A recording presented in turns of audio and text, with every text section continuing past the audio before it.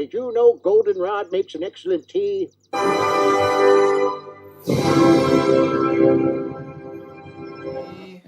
Happy birthday to me. Happy birthday, dear Aaron. You are a sad, strange little man, and you have my pity. Or what's inside. You suck. Finally, we're going to reveal the... Hey, everybody. Welcome back to Tomic's... veteran of the comic book industry for 30 years, I'm a writer, I'm an artist, and this sucks.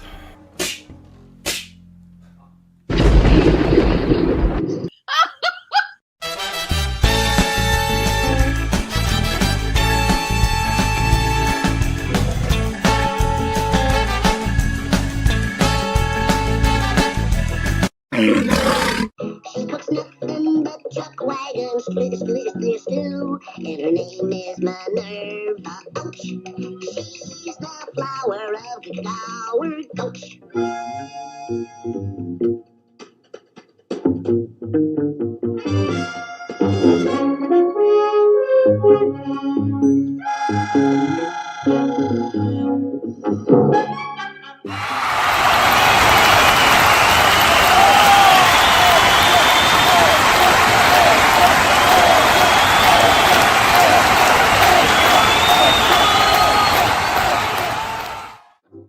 Don't start! We haven't left yet!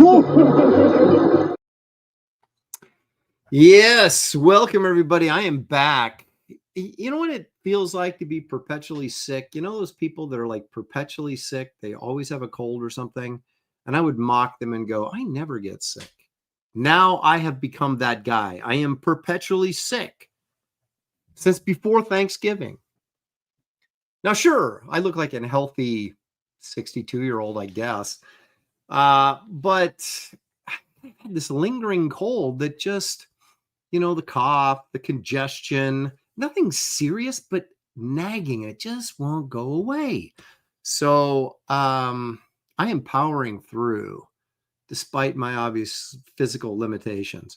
And here I am on December 14th, 2025, 2 weeks, less than 2 weeks, 11 days from Christmas. It's crazy to even think that. And yet here we are. And we still don't even have all of our decorations up. We have the tree up. And we have the room where the tree is kind of decorated. But that's it. And I've just been desperate to get back into the Christmas spirit for like 10 years now. I've been unable to do it. I don't know why. We used to, like, you know, as soon as Thanksgiving was over, you'd go to the mall or whatever, which you did when you were, you know, a kid, teenager. And there was Christmas decorations everywhere, and there was Santa set up, and it just felt festive and jolly. And now, you know, it's kind of like I kind of want to recapture that. And I think, did I talk about this? I may have talked about this on the air. I don't know. But I came to this sort of, I wouldn't call it an epiphany, but this realization that when you're young and you think you have responsibility, but you have no responsibility. It's so easy to kind of get wrapped up in whatever you want to get wrapped up in, the holiday spirit, whatever. When you have responsibility, it's like you're just weighted down all the time with whatever your responsibilities. You don't even have time to get in the Christmas spirit. And I think that's what's happened to me. I truly have become the Grinch. It's horrific. But there's still 11 days for me to pull out of my Christmas malaise, I guess you want to call it. I don't know. But we'll see if I can do it. We will next week on this very channel at this very time have our Christmas special. So I'm going to have to get a little decorations up here amongst this just enormous mess that I live in, and try and get a little bit of jolly goodness going on in the background. But here we are. Andy Smith was bugging me. He said, "Hey, dude, why are you not wearing that Bigfoot shirt?" I'm like, dude, I wear it. And here it is again. Allegedly, There's Bigfoot in South Carolina. Yeah. I think Bigfoot's as prevalent in South Carolina as it is everywhere else in the United States, which is nowhere. But I did, I don't want you to think that I still don't hold out hope, because I did create this for a, take a look at this background here for a second.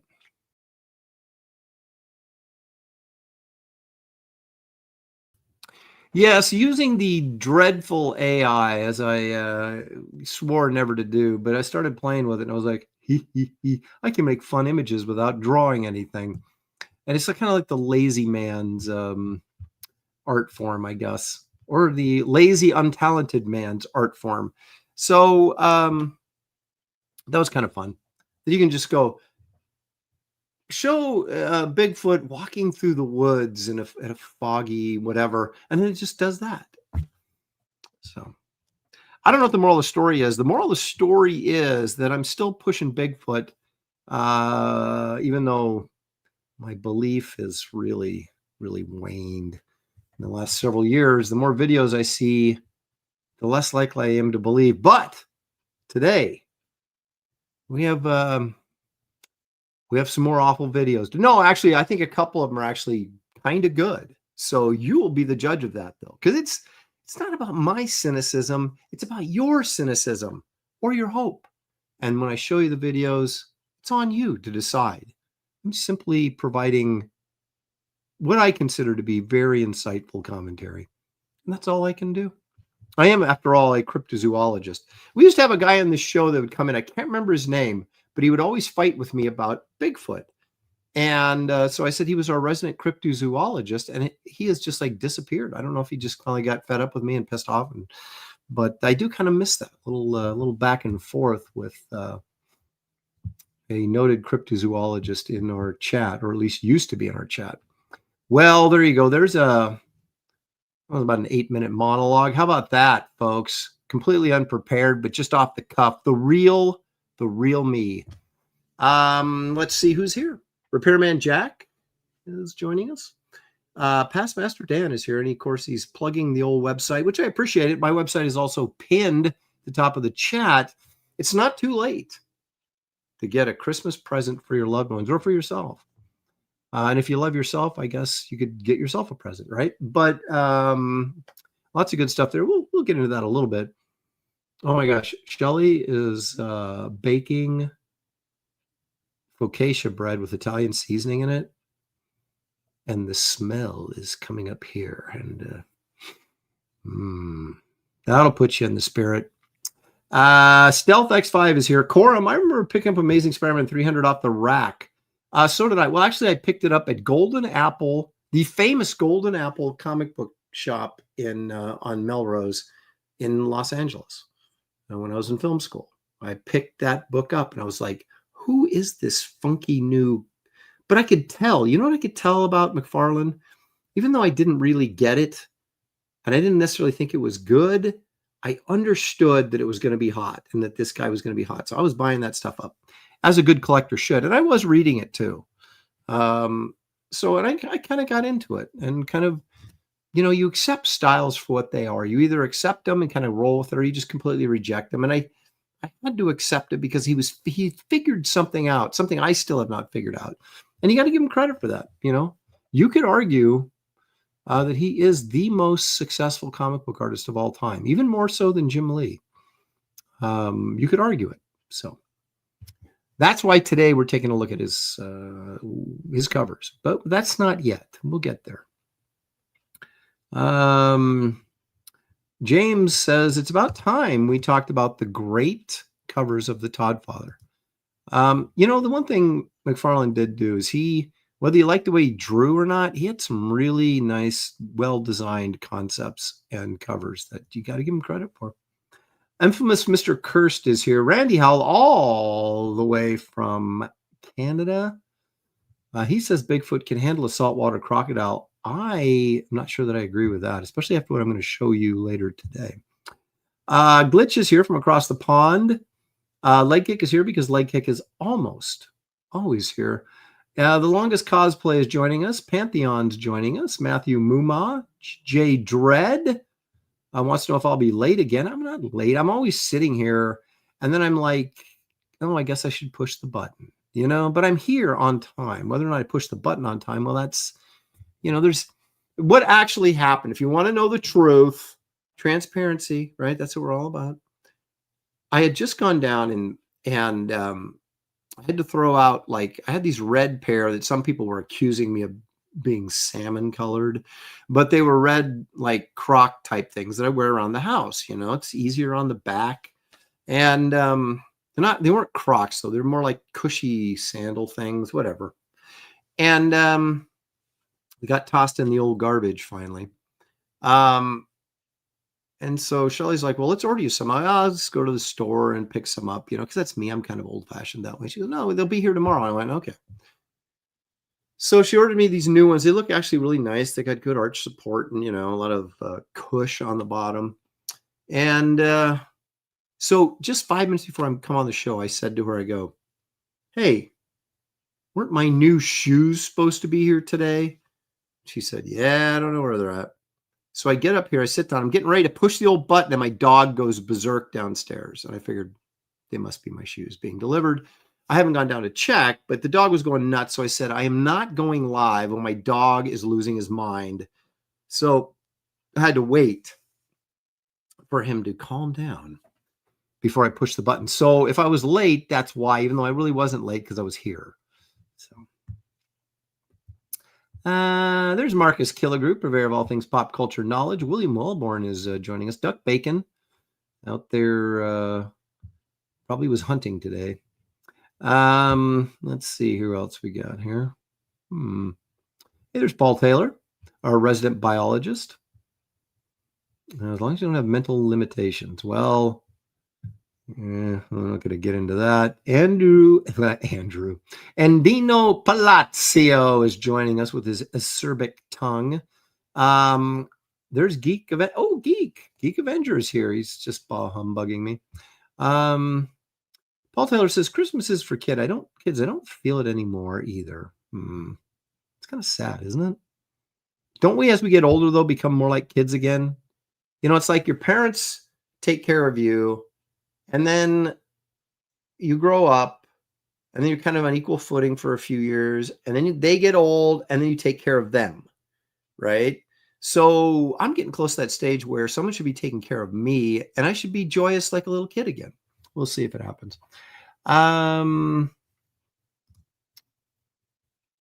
Trembling Color says, I thought Rogue was a good movie. I love movies where people are trapped and have to deal with an animal that will eat them.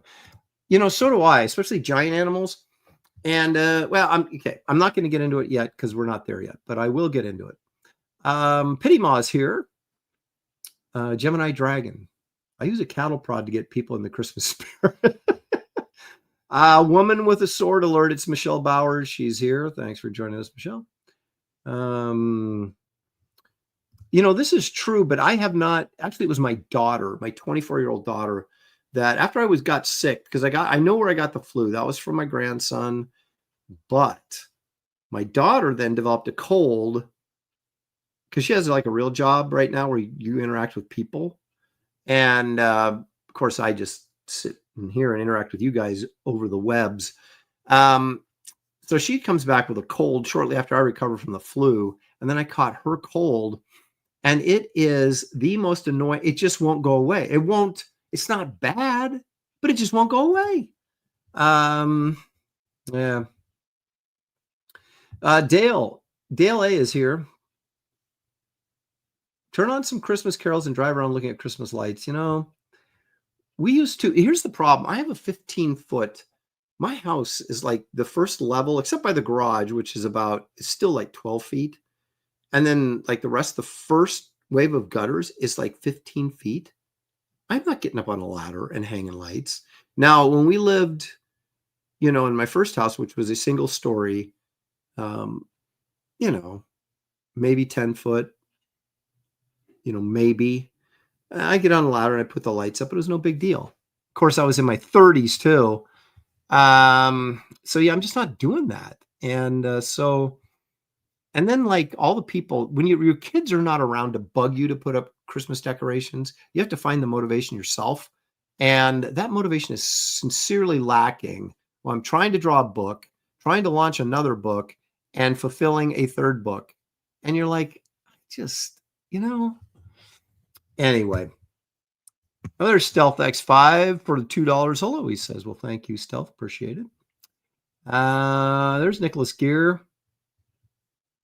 Christmas characters would make a great Graybeards topic. Well, we're doing our Christmas show next week. Even though Gary was totally against it, I said, no, we're doing a Christmas show next week, or this coming week, Wednesday, because the following Wednesday is Christmas Eve, and we're not doing a show on Christmas Eve because insider information, I'm not going to be here on Christmas Eve to do a show. So there's ink on paper. And let's see what else we got here. Just scrolling along here. Chris, see, everybody's got their numbers after their name again, so I don't know where their name ends.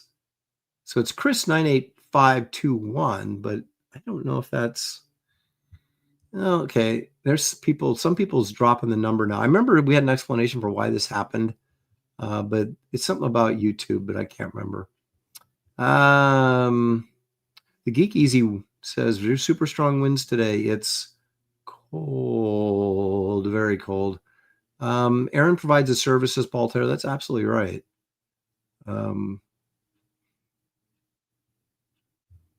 I would like to say it's an invaluable service. Now you guys may not agree with that, but that's what I like to think. Hey, there's Toad-7661. Richard Corbin's Bigfoot rocked. Richard Corbin, man, he was the weirdest artist. He drew so funky, and yet he painted like sort of like realistically over these funky drawings, and it was just the most bizarre experience reading his stories. Let's see here. We're scrolling along here.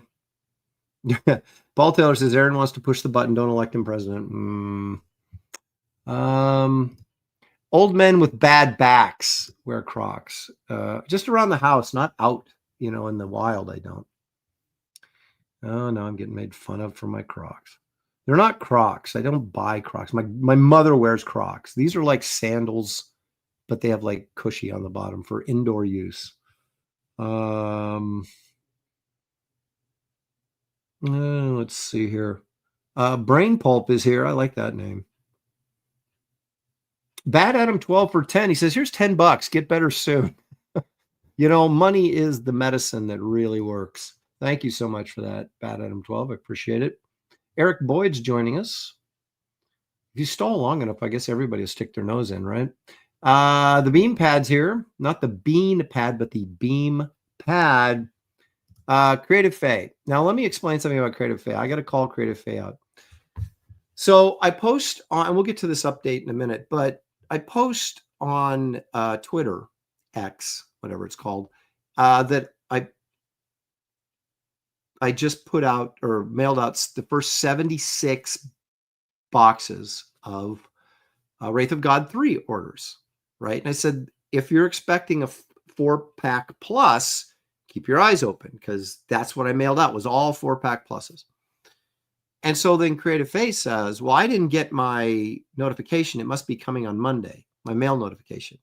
Well, she didn't order a 4-pack plus. So I had to go, well, Creative Faye, the reason you haven't got your notice is I haven't mailed it out yet. So I'm not doing anything in order, right? What I'm doing it in groupings. I paid Critical Blast to go in and like take my CSV file, which has all your names and addresses on it. Oh, I'm getting ahead of myself. That's for my update. Okay. Anyway, so I just wanted to chastise Creative Faye. We'll get back to it later. There's Glitch explaining the numbers. Says the numbers is because of a Google update where they essentially show your account name now instead of your channel handle. Meant to make things easier, but obviously it doesn't. Whenever anybody tries to make something easier, they don't. So why can't we just leave stuff alone? Why? So this gaming company buys Indiegogo and then they reformat everything. So it is so flippin' complicated. You can't get to anything that you need. The stuff that you should, like, I should be able to find out how many people ordered a shot glass. You know how hard it is now to do that, where before you could just, there it is. Not anymore. It's just a,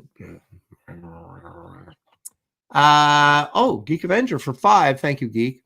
You put the lights on PVC pipe or wooden dowels with cable ties and then just hook both ends under the gutter. It's way quicker. God, that sounds like a lot of work. Thank you, though, for the $5. I'll, as the mayor of Amity would say, thank you, Mr. Quint. We will take it under advisement.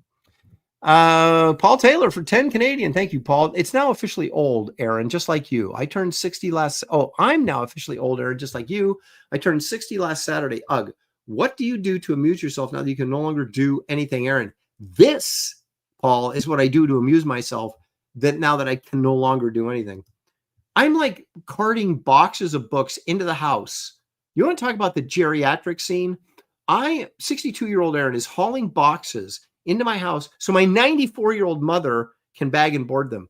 And I am like gasping for air hauling a box in. I'm just like, wow. Anyway, now, in fairness to me, I've only worked out 3 times in the last 3 weeks because I've been sick all the time. So I'm kind of off my game, but I'm feeling it a little bit for sure. And when you get over 60, that's when you start thinking, I could die at any second. It's a very sobering thought. I never thought that way until I turned 60. And now it's all I think about. Go, I better get this done quick. I could drop dead tomorrow. So it does light a fire under you in a weird way. A creative facing. I misread the post. Sorry. No, your apology is accepted, but you still have to be called out. So don't take it personal. I do what I have to do. Yeah, let's see here. There's the man bat himself, formerly Brohawk, joining us. Thank you, David. Appreciate it. There's Corey Landis. Apex Comics is here. Geriatric Aaron hauling boxes. I know, it's sad and pathetic. It almost makes me start thinking, should I hire like Critical Blast or one of these guys that does fulfillment? Because they charge like $2.25 a book or something like that. I'm like, is it worth it?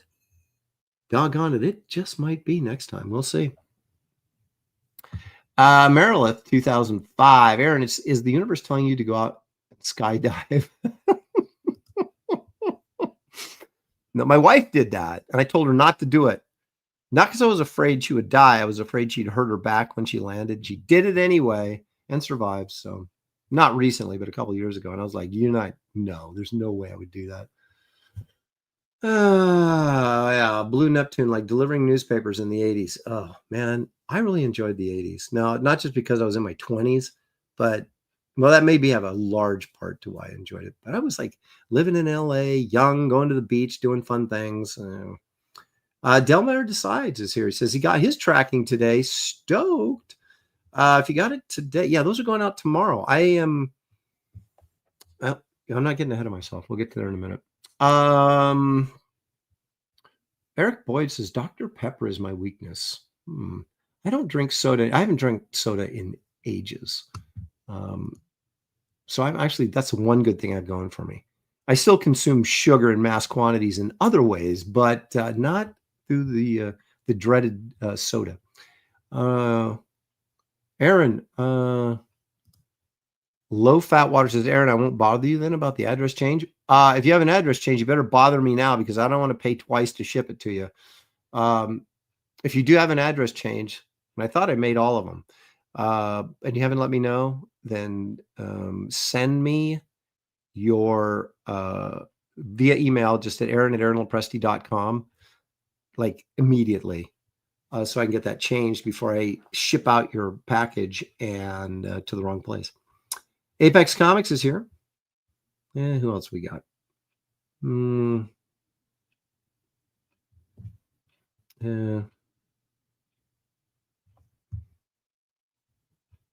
Yeah, let's see here. Well, I think we got everybody. Low Fat Water says, I will do it now. Do it now. Do it now.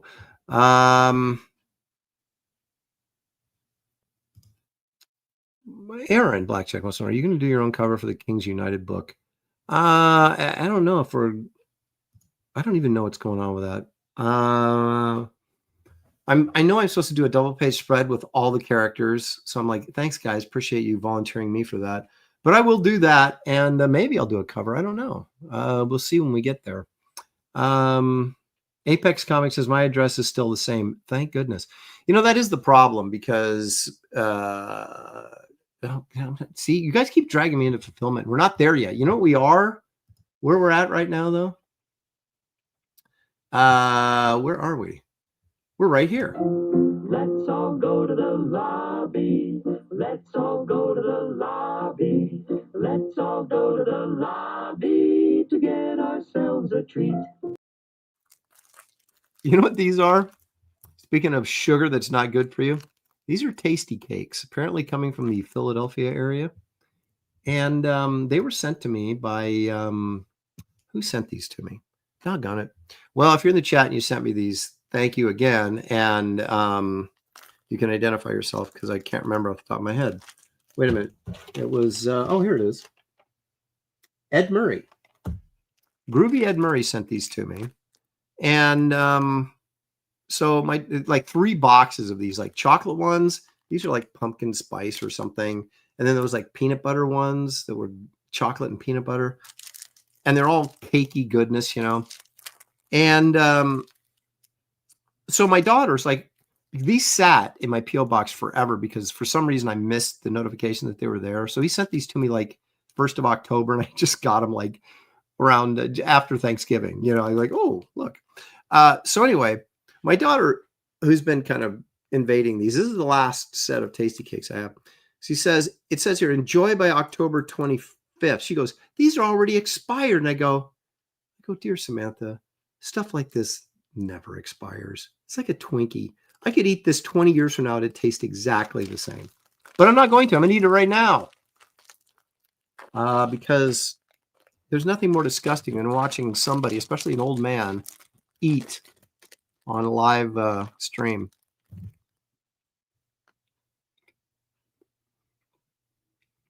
I don't know. It tastes as fresh as I suppose it should taste, right? Well, while I'm chewing and smacking and talking with my mouth full, let's take a look at what Frazetta has to offer us today.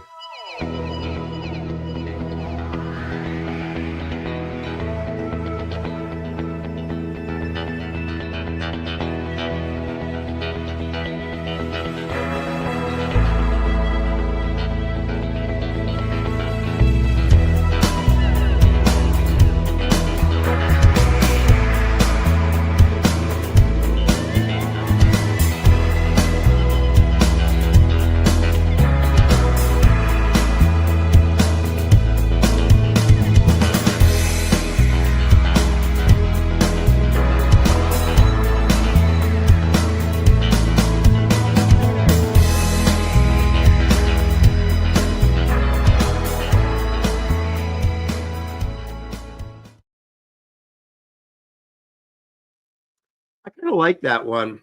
It's very sort of, what should we say? It's not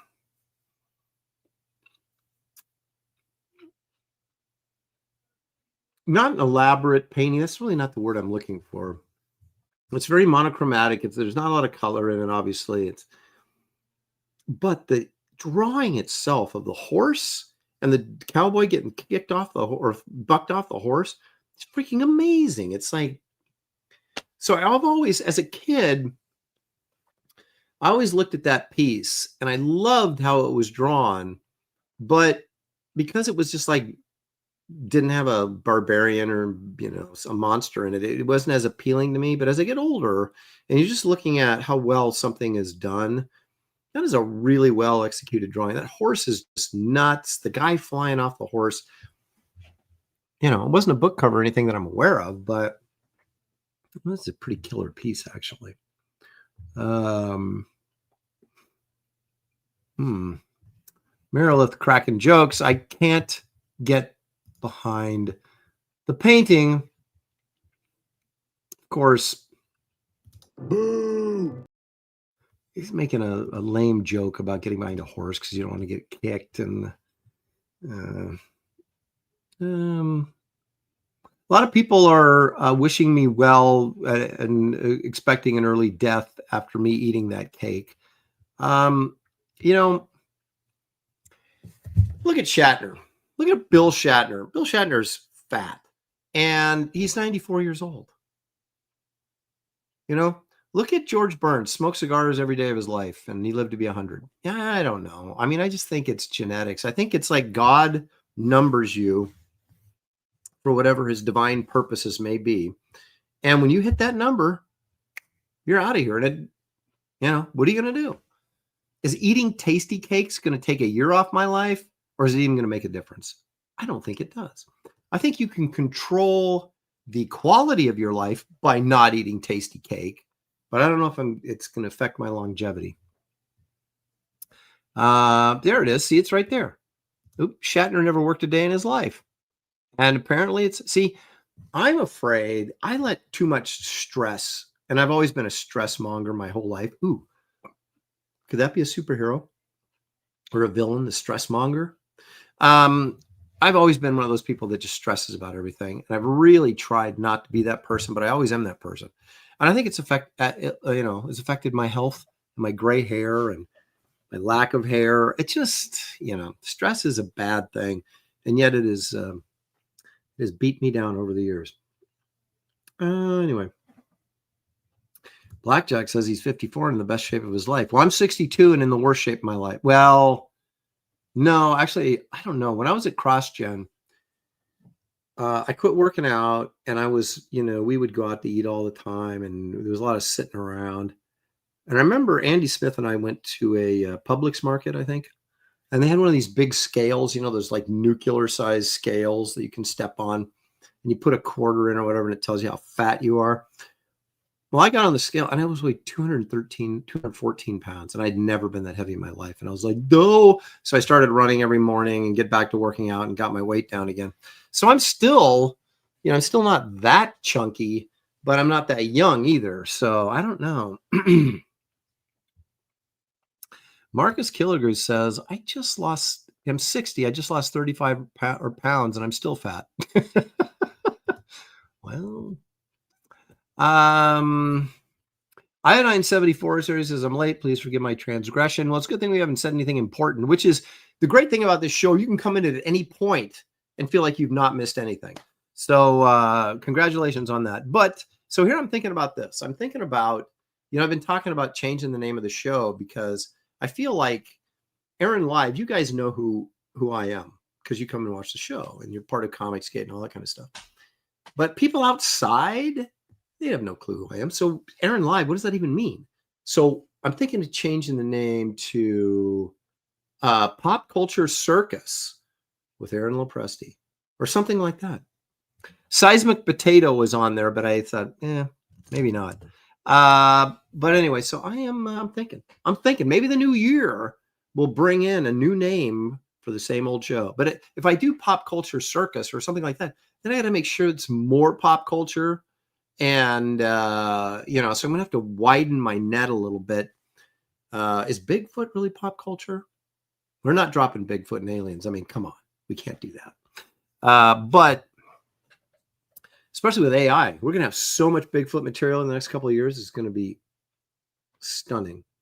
Apex Comics says, I'm used to Aaron Live. I know you are. And so am I. But the thing is, the audience it's got to a certain point and there it stayed I've been doing this for like 5 years. And so it's kind of like, is there a chance to grow the audience a little bit? Does it even matter? Well, it does matter because the purpose I'm doing all this stuff is to make you guys aware of the fact that I am publishing books.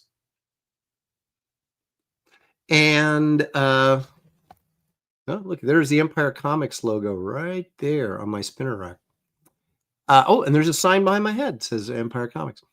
So the more people that are aware of that, the chances of selling more books. I mean, it's just that simple. So we'll see.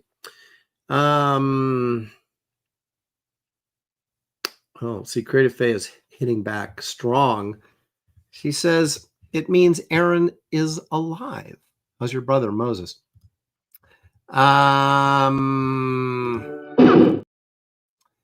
He's doing fine, thank you. Of course, that was a biblical reference.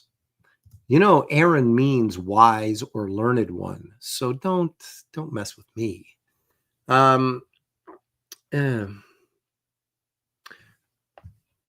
This is what the idiots at Bud Light. Yeah, well, I'm not bringing on any transgender people to promote my show. Okay, so I don't think it's exactly the same.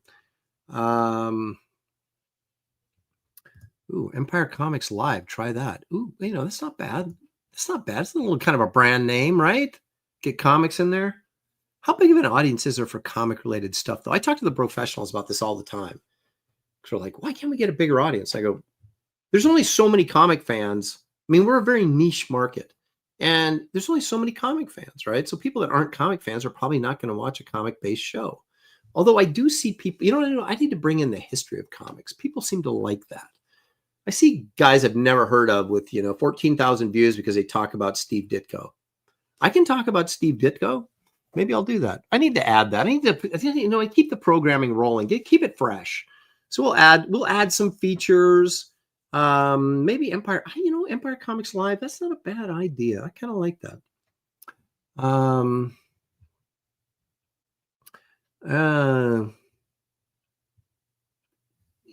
He's right. Aaron Live is vague. That's what you want. I don't know. Is it? Apex Comics is pushing Empire Comics Live. I don't know. Maybe we'll try that. I mean, you guys will know, so it won't make any difference. You'll still come, I hope. But comics and cannonballs.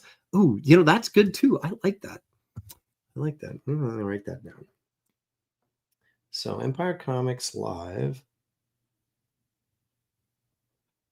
Excuse me. And comics and cannonballs. Maybe I'll do like a poll and see what you guys like. All right. Did we just do Frazetta? I think we did. All right. So now let's talk about fulfillment. Can we do that now? No, I want to stay on task. Okay. I showed this. Maybe was this on? No, it was on Graybeards, I think, or maybe the Professionals. I don't know.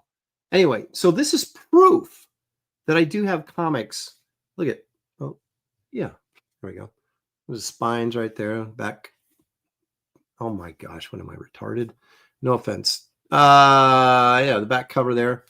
Yeah, so I have comics or graphic novels because I'd rather be more pretentious. So these are in my house and in my garage and in my studio.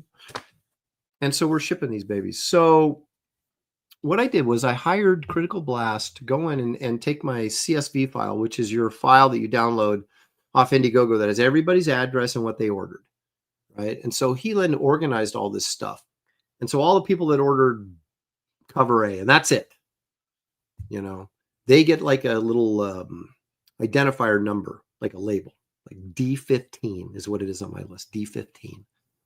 And so then what I can do is I can take all the people that ordered a D15, which is a single copy of cover A, not signed, just single copy, make a new spreadsheet with just those people on it, upload that to Pirate Ship or whatever you use to ship with. And then you know what? You fill out a couple things and you hit a button and it prints out 250 labels just like that. And so we don't have to sit there. What Shelly and I have been doing since we started doing this was enter everybody in individually, print the label, put it on the box. And so it takes like 6 weeks to do fulfillment. Now I still have to package everything, but this is really a time saver, especially for Shelly, who can't spend a lot of time upright on the computer. So we're rolling along here, and we'll see. We'll see if it gets everything out faster. The bad news is that regardless, someone's going to get their book first, like Paul Ogg, who's a name that I know, of course, from the chat and stuff. Paul Ogg happened to be in the first group of people that I sent the books out. So he's like, yay, I'm getting my book first. Some of you are going to be the last people to get their books. And there's nothing I can do about it. Someone's got to be first, someone's got to be last, and a bunch of people are going to be in the middle. So I will try. All I can do is try to get them out as fast as possible. And I think that's what we're doing now, because I can just go through and do all the cover A's, slap those labels on, take them to the post office, do all the cover B's, slap the label on, do all the Wraith of Everything's, put all those boxes together, so that's kind of how I'm doing it. I'm doing it not by just random individual orders like we used to just go through the mailing list and just start sending stuff out. We're doing it, we're grouping it so we can print out all the labels and then boom, out the door. So it should speed things up considerably. And Low Fat Water says, and whose fault is it, Aaron? What? Whose fault is what? It's all my fault, of course. Aaron, snacks and comics. Yeah. This is how rumors get started. My mother is not doing the packaging. She's doing the bag. She's taking the comics, putting them in bags and boards, putting tape on it, putting it in a box. I am packaging up. Every single book has my DNA on it.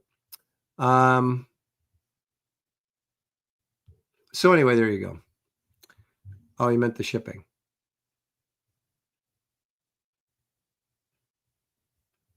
Aaron's new show. Was I apologizing? I guess I was just saying that someone gets their books first, someone gets them last. And that's just the way it goes. That's not an apology. That's a statement of fact. I'm not sad about it. I'm just saying that's how it is. Paul Taylor says he got my hardcover Kit Carter pretty much first last time, so I can wait this time. There you go. And that's the thing. I was sort of making choices before, like I'd recognize a name and pull it out of the stack. Oh, let's mail him his book or whatever. I'm not doing that now. I don't even know who I've mailed them out to. I'm just getting the labels and going. So I'm completely innocent in all of this. So anyway, I'm hoping, did I just mute myself? Okay. I'm hoping that I'm telling you of all this so you keep you updated, obviously, but I'm hoping this is going to go like way faster than it has in the past. Like if we could I think we can get most of the stuff shipped out before Christmas, which is, I thought there was no chance that was going to happen. But now I'm kind of feeling pretty good about myself. So we'll see how it goes. Now, if I eat a few more of those tasty cakes, I may not be doing anything except laying in a coffin. So, okay. Yeah, Pity Ma's like, I don't care. Just send me the damn books. Yeah. No, you know what I do is I load up my truck with 100 plus whatever, drive to the post office, drive around the back, special entrance, and dump the books off on the loading dock. I don't even go in the front door. I'm so special. So, all right. Well, I guess that's the show. Now, of course, I'm kidding. We got plenty to talk about. And one of the things that I wanted to talk about, I don't know. I feel like I haven't done a review of this movie, so I hope that I haven't already. But here's the story. I was, and this was, I don't know, maybe 2 months ago now. Well, maybe not that long ago, but I'm flipping around the channels, which I don't watch TV very often. I watch some sports but as far as watching TV, very rarely. And it was like late Saturday night or something. And I was like, oh, there's got to be something mindless that I can watch, right? So I'm clicking around. I don't know if it was on one of the streaming services we have. I see this, right? I'm like, wow, a giant alligator, a crocodile movie. I said, that's exactly what I need right now. And so I thought it would just be garbage. And maybe I'd get, now as I remember, I was eating dinner and I thought this is going to take me about, 20 minutes, 30 minutes to eat dinner, just take your time, whatever, 15 minutes, whatever. And I thought, I just need something mindless I can watch while I'm eating dinner. And I said, this will do the trick. I'm sure this is horrible. I turned it on and it was a freaking awesome movie. And so I was like riveted. And then, so I ended up spending 2 hours watching this movie instead of just the 15 minutes I was going to be eating my dinner and then getting back to work. So here's the thing. There was a movie, and I think, God, this goes back a ways. There was a movie called Wolf Creek, and it was about this is an Australian director, and this is an Australian film. And was like a serial killer movie about these kids, teenagers that are out in the outback, and this kind of like outdoorsman encounters them at night. They're like around a campfire, and he comes in and apparently is like this killer, like, like Texas Chainsaw Massacre type stuff. And I've never seen the movie because I'm not big on that stuff. I used to be when I was 14, but I don't really watch it now. But it got really good reviews and was surprisingly good. Is like a kind of a different take on a slasher type film or something. So that's the guy that directed this, and I didn't know that until after the fact. So I turned this on. It has really nice production value. The acting is good.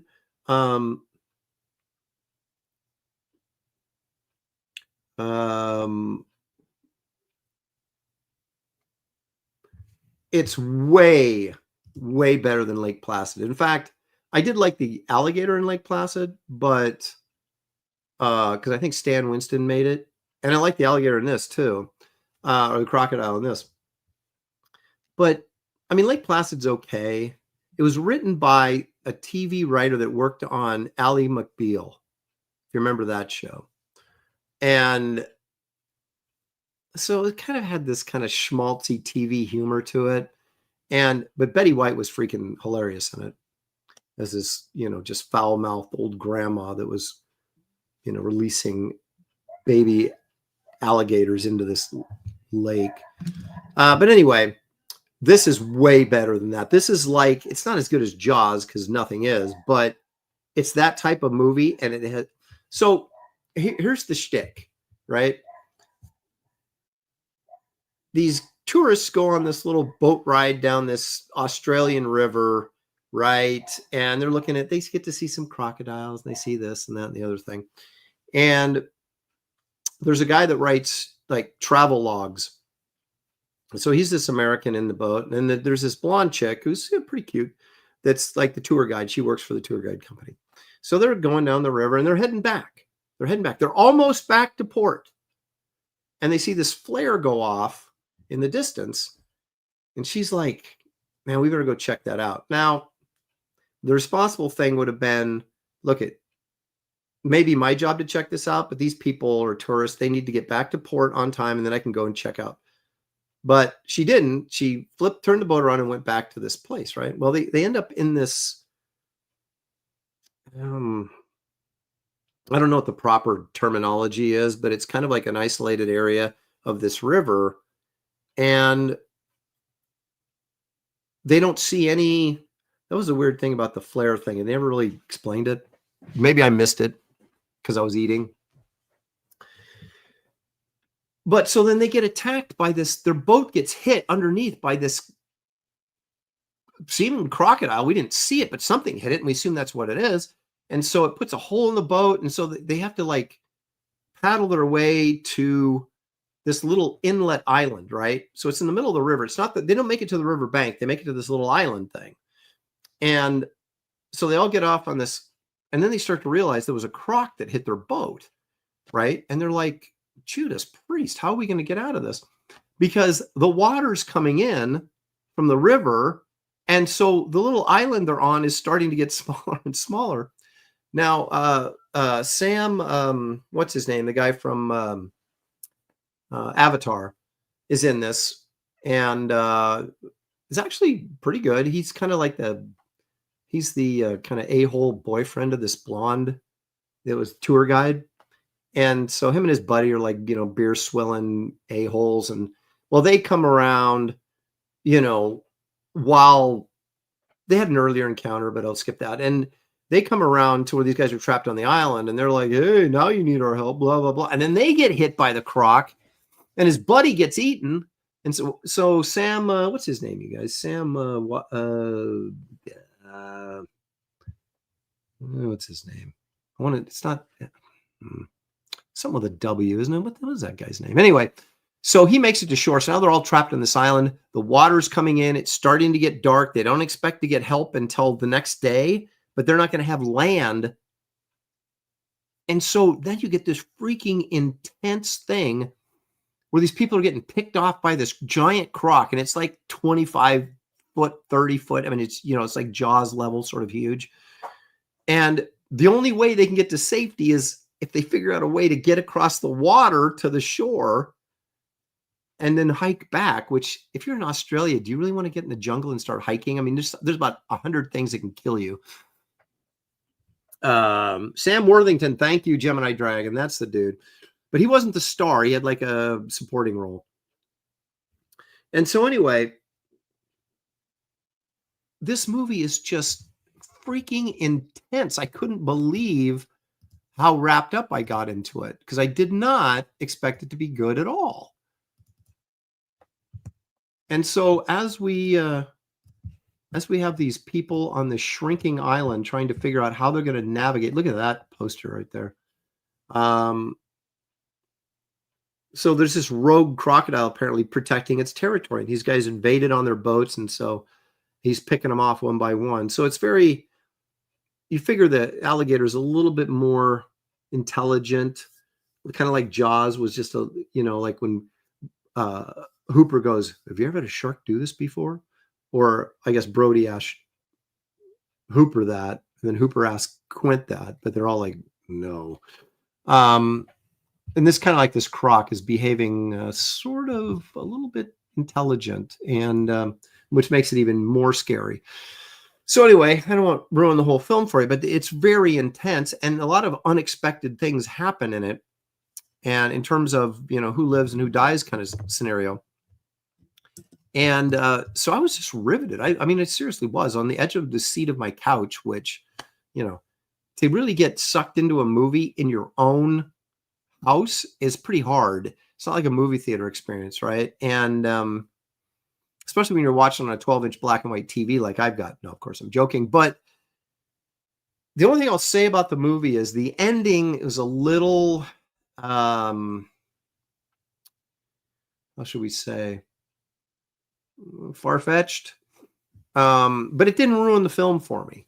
But I was kind of like, come on now. But because even the ending, as far-fetched as it was still pretty intense. And all I can say then about this movie without spoiling it, check it out. You will not, if you like this kind of movie, you will not be disappointed. I guarantee that. It's not Jaws, but it's pretty darn good. Like I said, if you like that kind of thing. You know, Paul Taylor's our resident biologist, and he says they're reptiles. They aren't intelligent. They're cunning.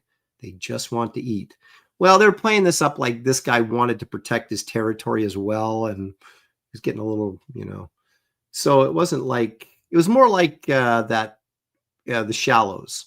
You know, it's more on par with that, where you had this shark that was kind of menacing poor, what's her face, Ryan Reynolds' wife, which I thought was a really good movie. In fact, I think it's probably the second best shark movie next to Jaws that I've seen. But this is, I mean, how many crocodile movies are there? This is the best one I've ever seen by a mile. And I thought the Sam Raimi one, Crawl, was it called? Where Florida floods out and there's all these alligators chasing these people in that, you know, they're in their house and it's flooded and there's alligators all over the place. But that was pretty good. But this is better. I really liked it. And I did not expect to. So, you know, that's sincere. Now, here's a little treat for you.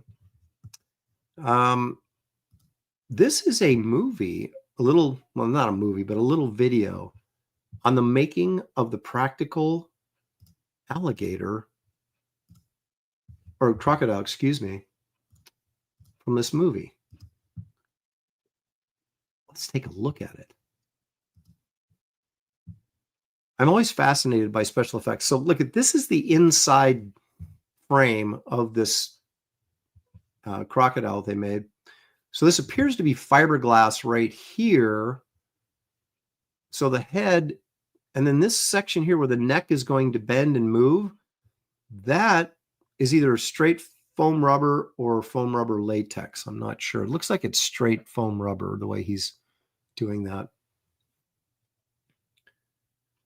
Now, I'm a little embarrassed because I don't know actually who did the special effects. I don't know, was it Weta Workshop maybe, or if it was some independent guys, but whoever it was, they did a tremendous job. And I always get excited when I see stuff like this because my son worked at Legacy Special Effects for 6 months, and he was an engineer. He wasn't like an artist. So as much as I enjoy the sculpt of this crocodile, it's also looking at like this eye, right? Making these mechanisms for the eye. My son did that kind of stuff on special effects, like on the Shape of Water, the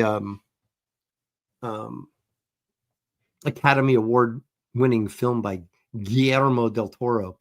And so he worked on like the fin mechanisms for the gill man. And I just think that's really cool. So here you have all this kind of hydraulics and stuff, which is usually how they operate these things. This guy painting the eyes. And look at all the teeth, the painting of the teeth back there. These dirty little fingers, paint all over them. Now, this would be challenging for me because,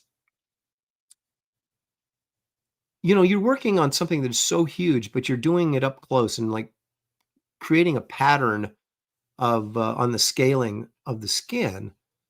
And it'd feel like you'd have to like put some on there, then step back about 30 feet and take a look, then go back in. And like, I'm always fascinated with people that can paint murals because you're so close. It's really hard to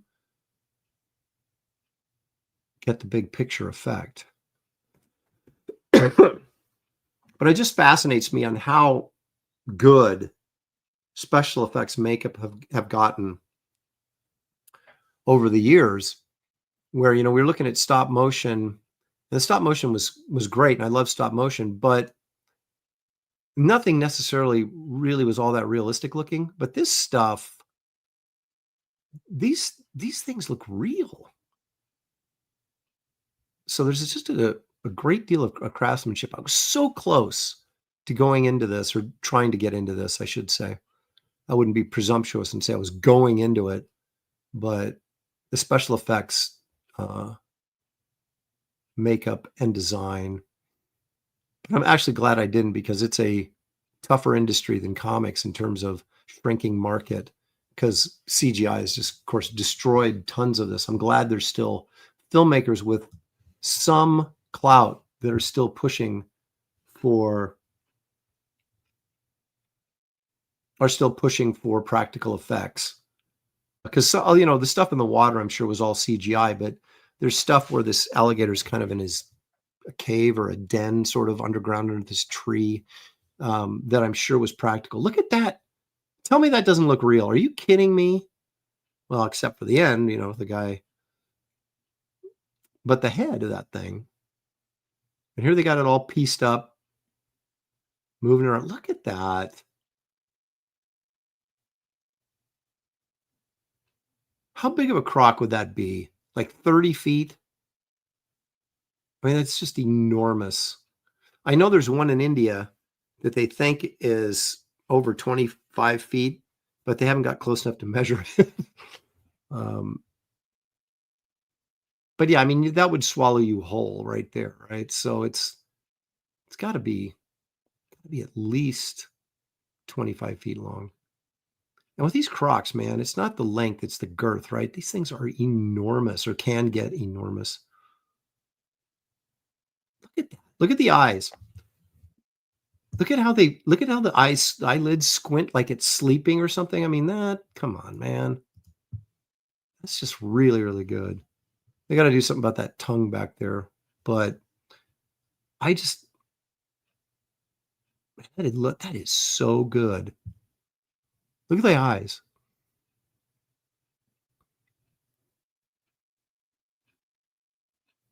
Paint job's fantastic. It's just amazing the amount of people that work on this stuff, where they've got the artists who, you know, conceptual designers who design the creature. Then you've got the practical artists who sculpt it and do the casting. And you got the painters. You got the engineers who make it work. I had so much fun. I got to go to Legacy Special Effects. Look at that. Look at that. And it's funny how basic the controls are. They're still like hand manipulated. But man, it's so freaking cool. Look at that. I had such a good time walking around watching all the phases of these special effects guys create this stuff.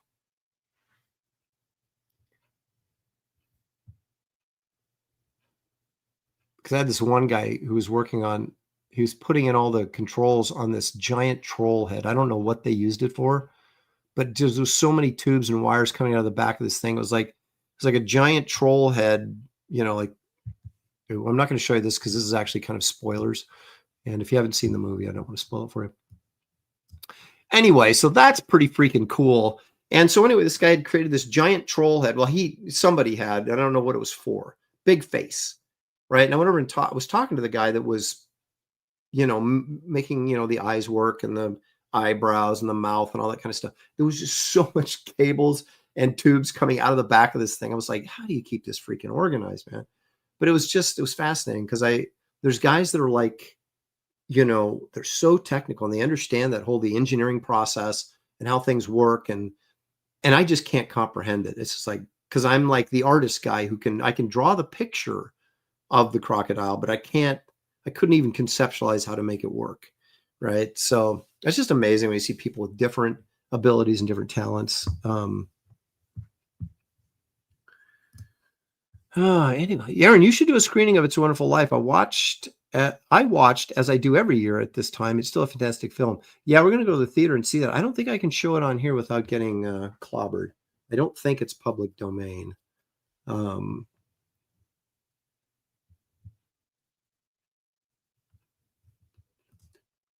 be fair, the back of the croc's tongue does look odd. No, that's true, but you could see there was a piece of connective something on the back that they hadn't cut off yet. I was just saying they need to fix. That's what I was referring to. There was like a strip of foam rubber or latex or whatever back there that needed to be trimmed.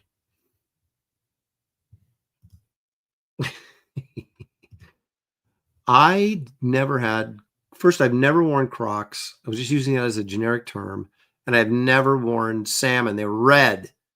They just, how my camera, you guys have been around for a while on my shows, know that for some reason my camera turns red into Chinese orange. So I don't know what it's all about.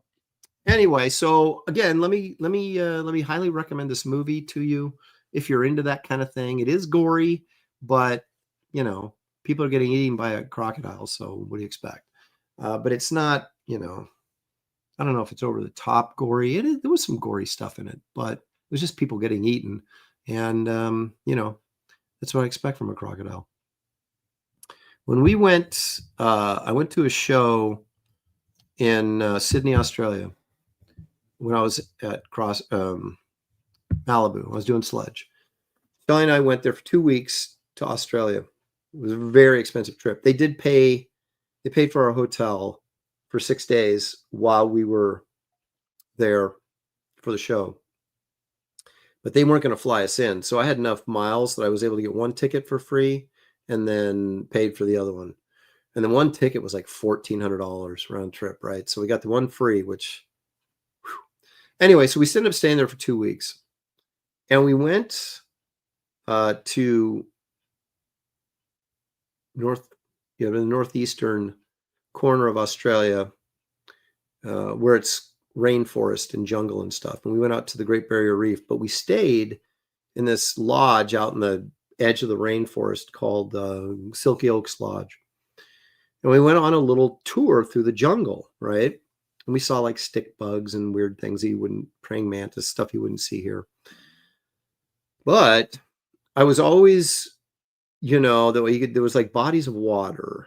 And I was like, I remember we were kind of off the trail. There was this dock that went out, right? And it had wooden dock with railings, a walkway. It wasn't really kind of a narrower like dock kind of walkway thing. And it started in like this swampy area. So there was water around it, and then it went out to this, I guess, lake, right? And I'm like, I'm not walking on that, going.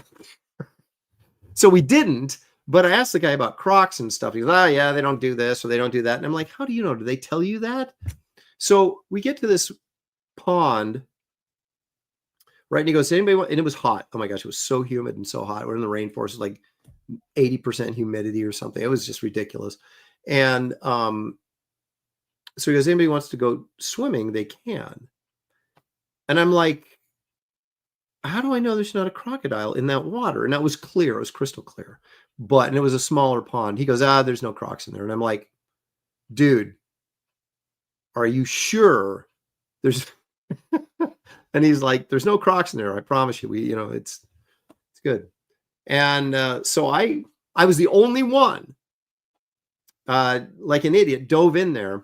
And it's funny because I went down and it was crystal clear, right? And it was small. It was really small. And but there was these perch in there or some kind of fish. And so I came down and they all went, it was kind of cool. But I was like looking around going, where's the croc? And Shelly jumped in finally because I did. And so we got out and we survived and there was no croc. But I can tell you, I don't know. Now I would say, yeah, okay, you jump in first and show me there's no croc and then I'll jump in, kind of thing. And then I probably still wouldn't jump in. But back then, I was living on the edge, baby. This is a good question here. If a croc eats somebody wearing Crocs, is that cannibalism? You're on to something. I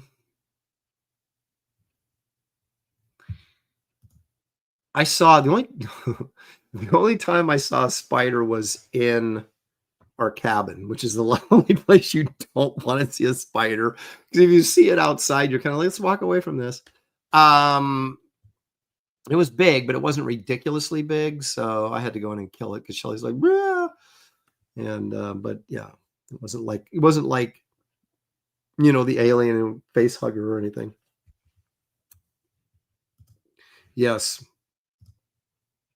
Danger is my middle name, Lopez. Exactly. Yeah, that's what I was thinking. There's fish in here. Why isn't there a croc in here? Why wouldn't a croc be in here? But I think we were so far inland away from the water that where they actually did hang out that we'd probably they wouldn't trek all the way there. But he was very confident. Very, very confident, obviously. Can you imagine if I jumped in and got like attacked? Lawsuit, baby. I wouldn't be working if I lived through it. I'd be set for life. Oh my gosh. The mosquitoes were freaking, they were bad. Yeah, I won't even go skiing. Skiing is like, would you like to die? I mean, Sonny Bono right into a tree. It seems like a lot of people die skiing. So I would and I was like, I'd always tell people, and I meant this too. It's like, if I break my arm, I'm screwed because I can't, how am I going to make money? How am I going to make a living? So I would never do anything. Once I became a professional artist, I never did anything that could potentially break this arm. And skiing was definitely one of those things. Yeah, well, that's true. There were no hippos that I saw. So I'm thankful for that because I know they're mean. I've seen like videos of them chasing like tour boats and stuff. And it's like, yee.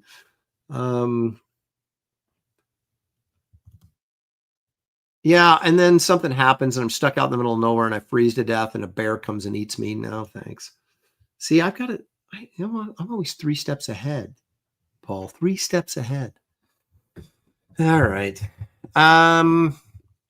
Let's take a moment for a short commercial break if we can. And I guess we can because it's my show. So there we go. I have this website called aaronlopresti.com. It's got items on it. It's got information on it. It's got artwork on it. And it's got my blog, which I never use, but someday. But I have been, you see these buttons up here? It'll take you around to wherever you want to go. I have been doing a decent job of keeping this updated with artwork and books and stuff. And whatever I have left over t-shirt wise will finally go up on this site after fulfillment. And I'm definitely going to run a big sale We could call it an after Christmas sale, but it's going to be an after fulfillment sale because I can't run a sale on books that I don't know if I'm going to have after I fulfill or not, because I've got copies of Blood Hunters left, but I don't know how many I'll have left once I fulfill this campaign, because it was a book that was available. So we go to the store, we go to books. So like Wraith of God A was available on the campaign. And I think I sold like just under 200 copies of it. So I may not have many left. And I still got a few of the vampire covers, a few of the Bisley covers, and some of these Tales of Suspense covers. I still have a few Kit Carter hardcovers, not many, but a few more than I thought I originally had. I think I've got less than 20. I've still got a few sketchbook ash cans from San Diego Graybeard Studio. Some really nice artwork in there. A few Garbage Man, a few Power Cubed. So we're going to run a sale, a big sale, book sale, not original art sale. I'm not that nice. After fulfillment. So it'll be an after fulfillment sale. I'll keep you updated on that. But anyway, you can go in here and find books like that. Prints. This Mars print is my newest, the John Carter and Deja Thoris print, with a kind of like that one quite a bit. Still have some Kit Carter Planet Doom movie posters left. All of these are available in some capacity.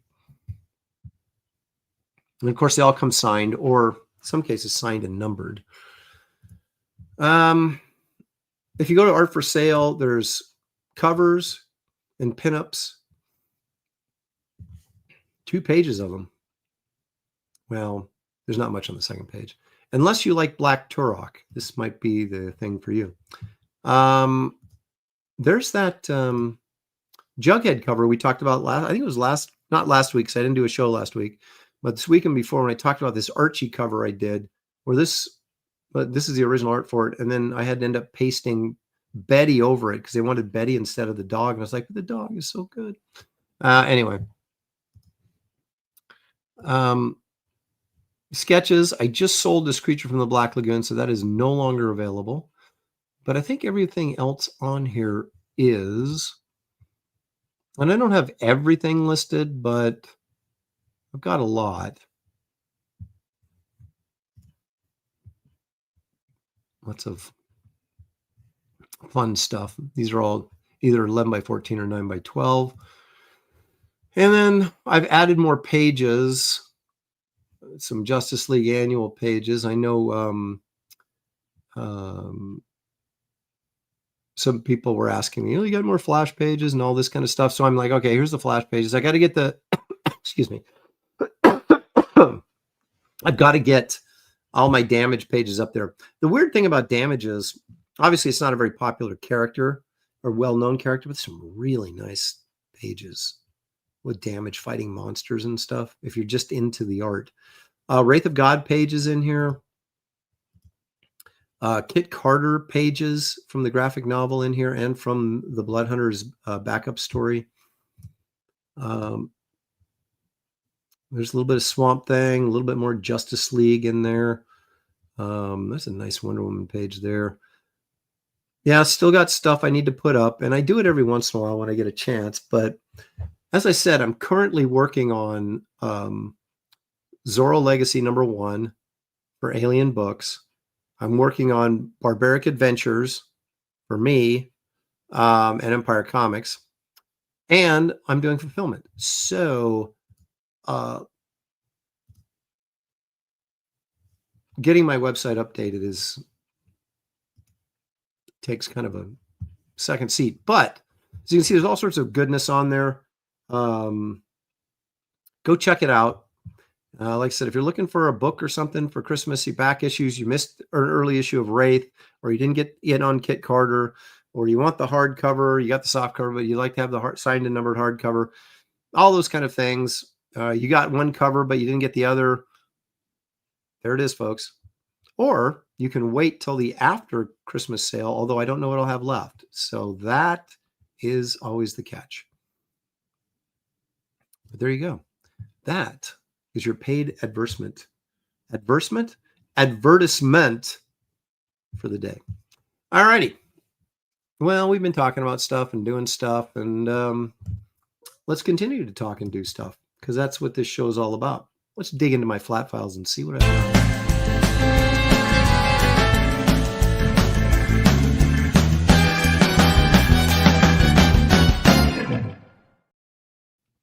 You know, I've been doing this stuff for so long. I show stuff, and I don't remember if I showed it or not, but I'm going to show you this. And if you've seen it, go, well, I'll just look at it again, Aaron. Thanks for your time. To show you guys that, yeah, Aaron can draw cool X-Men comics too. Let's take a look at a groovy X-Men project that I worked on, inked by Norm Ratman. I always like Norm. These are my top 3 inkers. I like Matt Ryan, Danny Mickey, and Norm.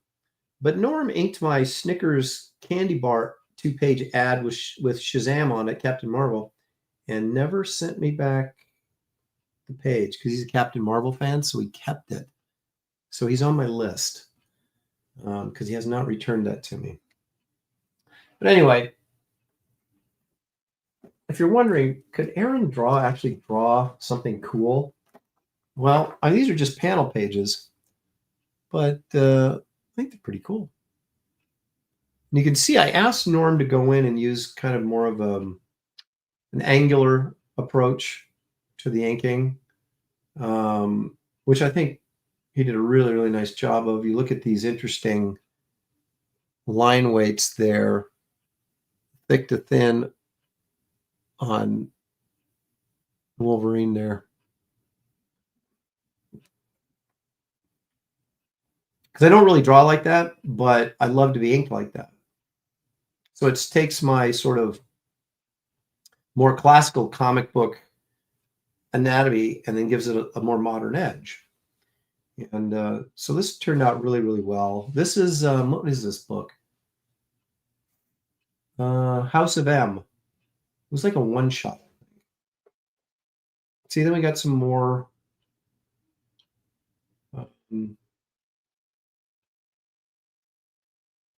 Colossus and Wolverine chatting it up.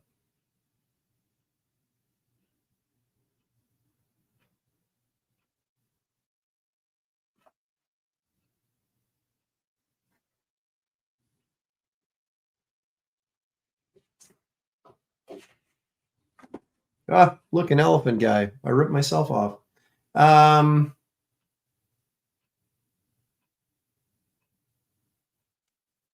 So we get this sort of like, I don't know who these weirdos are, but they're sort of like mutant people, I guess. And I don't know who shot the laser blast, but I'll tell you. Then we got this beauty right here, which of course this is what you call a keeper. I'm not selling because I was like, when am I ever going to draw Wolverine and Colossus again? But I was really, really pleased with this page because I think it really. I mean, I was trying to prove myself to Marvel, like, you guys, I can bring it just like any of these other yahoos that you've got doing X-Men. And so I'm actually overall really, really pleased with what little X-Men work I did. I thought, you know, I was able to bring a sort of modern flair and sensibility to it. Of course, I had, you know, modern inkers working over me.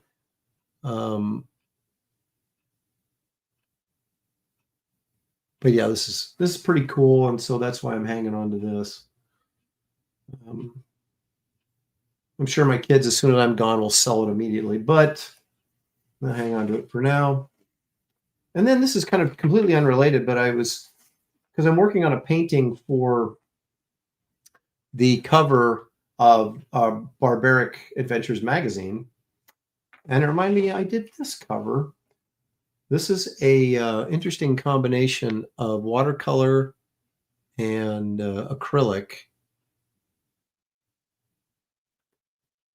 I generally would use watercolor on the flesh tones because it was more transparent and I thought it looked better. but like these rocks they're acrylic, but they're also got some watercolor on them. And like this vest is acrylic. There's some acrylic in the beard. I mean, I was just, grabbing whatever. But this was for that Monsters and Dames book for the Seattle Comic-Con.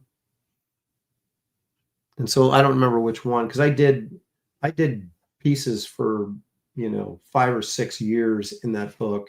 This is just one of them. Back in 2019. So it would have been, was that the first year of COVID? That can't be right, can it? What time of year? Well, I guess Seattle was early in the year, so it was before they shut everything down, I guess. So anyway, trolls and fantasy. Well, I'm getting to that too. I've got a fantasy project that's called at the moment it's called Warriors of the Light, and I need a better name, but I might. That's more than likely going to be my next project after I do this Barbaric magazine, which should not take that long once it gets launched. We got 3 guys working on it, and some of the work is already done on it, and so I have to do a 24-page story as opposed to a 64-page story. And then the other guys are contributing. David Williams and Dan Lyles are contributing 12-page stories to it. And then there's some other stuff in there that's already done that hasn't ever been published that I want to put in there that relates. So it should, I should be able to turn it around relatively quickly compared to what the time that it takes me to do these graphic novels. And then I'll jump in and do that fantasy epic. And then once I get that done, I may do the final issue of Wraith. Maybe. We'll see. It's going to be Wraith 4, but will it be the final Wraith? I don't know. We'll see. That depends on you folks. You good, fine folks. Yeah, no.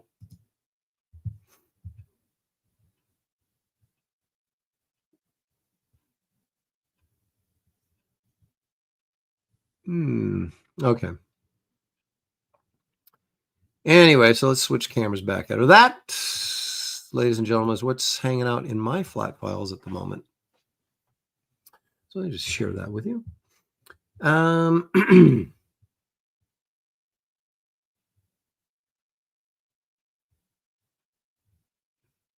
Yeah, but they shut down everything in 2019. I'm almost positive because I went to Chicago, and it was shortly after Chicago show. Everybody was panicking. They shut everything down. I could have swore that was 2020 or 2019, but I may be wrong. It's been so long ago, and I couldn't want to. I want to push it out of my mind because it was the stupidest thing that not only this country did, but the world did, was shutting down the economy because they're afraid people are going to get sick. Like they wouldn't get sick anyway. It was just the stupidest thing that was ever been done in the history of mankind. And so anyway, that's my soapbox. Okay. Okay, Randy Howell says it's 2020. All right. What do I know? Okay, well, that makes sense then, because there's no way. So that would have been in the 2019 book, and then 2020, they didn't even have the show probably, right? Okay. I believe you guys. I believe in you. So, all right. Let's see. Where are we at? All right. I'd like to say, let's take a look at my good friend Todd McFarlane's artwork, but I don't know Todd. But we're still going to take a look at his stuff.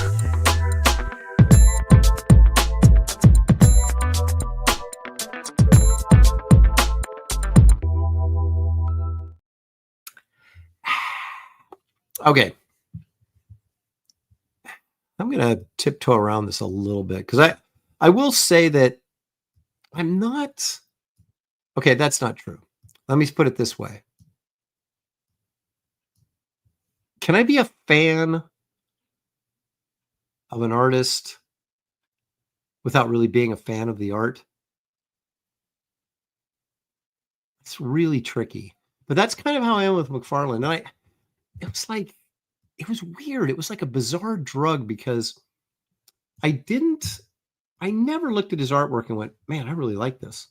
And yet I kept buying it. I didn't buy Spawn, but all of his Marvel and DC stuff, or a lot of it I did. And because I will say this, I thought it was interesting.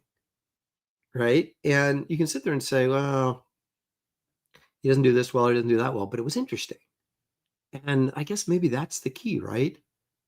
If you're just average, or you're just, run of the mill, or you're just in with the crowd, but he was definitely not that. And whether it was good or bad, it was interesting and kept people coming back. So, and I was one of them. Now, I didn't buy everything he did. I was very selective, but because I was a Spider-Man collector. So of course I got all the Spider-Man stuff, but that's not where we're going to start. Now, this is in no order, right? These are, I think the last couple are in order, but these early ones are not in any particular order. You may disagree with me. Your mileage, of course, may vary, but let's take a look at my first offering here. I had a pretty successful run on the Hulk. And then, of course, a spectacular, pardon the expression, run, or should I say amazing run on Spider-Man. This, again, is interesting, right? You can sit there and say, oh, it's not that well drawn or whatever. I don't like the art, or I do like. Some people love the art, and I'm not saying either way. But it's very interesting. It's a great concept. It's the kind of thing. See, when you draw in a way that is unlike what anybody else is doing, good or bad, it's going to get attention. All right. And the reason I throw bad in there is because you're probably thinking, well, if you're bad, that makes you different than other people. It doesn't, though, because I have seen so many bad portfolios and they all look similar, right? It's kind of like if you look at a professional, like a group of professionals, they're all sort of drawing in a Marvel-ish style. They kind of all look the same. They're all good, but they all kind of look the same. And I find that with portfolios, I see people's work that are, either are just not good enough, or they're not good enough yet. They're getting there, whatever. And it all looks the same to me. It's all typed the same style, the same mistakes. When you see somebody's stuff that looks different, good or bad, that's a good thing. And this is different than anything else. The way it's drawn is different than anything else. Sam Keith is different than anything else you're seeing. Somebody like Dale is not incredibly different, but he's just really good. He kind of fits in that Marvel parameter, but he's just really good at it. So that's what elevates him. But McFarlane was just different. And although this is like, I could have designed this cover, I could have drawn this, and it wouldn't have had the same impact because my art style is not unusual or weird enough that it would grab someone's attention and go, I've never seen anything like that. But anyway, so this cover, I think, kind of grabs you. It's well designed. And there you go. This is really, I've got this on here because it's so unexpected. It's like, what if McFarlane drew Conan? Yes, what if he did? It would look like a Conan you'd never seen before. And that's what we're looking at here. Whether you like it or don't like it, it's very unusual. And I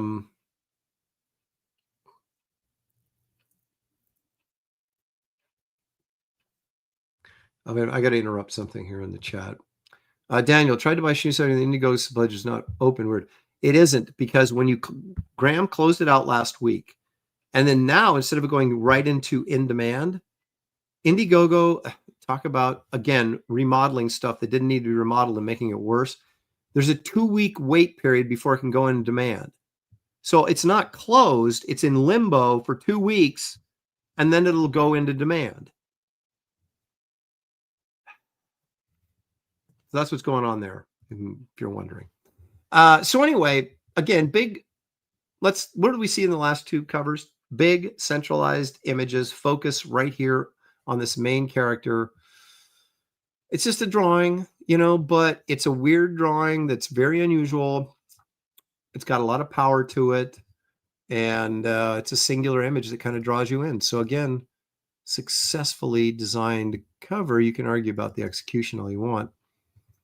I always like this, and there's very few of McFarlane's covers that I like on every aspect, every level. This one is one of them. I really like this. I think, now granted, you don't see much because, the anatomy's covered up with the cape, but I really like the design again. The color is a bit garish, 1990s image coloring, but I like this cover. I think it's well done and executed and drawn, and now again, you draw a big cape like that and you don't have to draw any anatomy, and that's kind of the trick. But if you can make it work, and he did here. And it's also very interesting that Spawn is like looking off the cover. He's not looking at the reader or anything. It's just interesting, again, design. But yeah, I remember seeing this, and I like this cover a lot. But I didn't buy it because he's from hell. Again, centralized focus, nice atmosphere. He's in this graveyard, all these graves piled on top of each other. That's interesting. Good design. This one, I put this on here because it's more iconic. I'm not in love with it, but I understand everybody else is. And it is cool because Venom's right in your face. Again, you got these big, bold images coming right at the reader. Spider-Man's in peril. Venom, of course, was this hot new character. We have blood on his fingers. You got the speed lines back there to throw a little extra energy in there.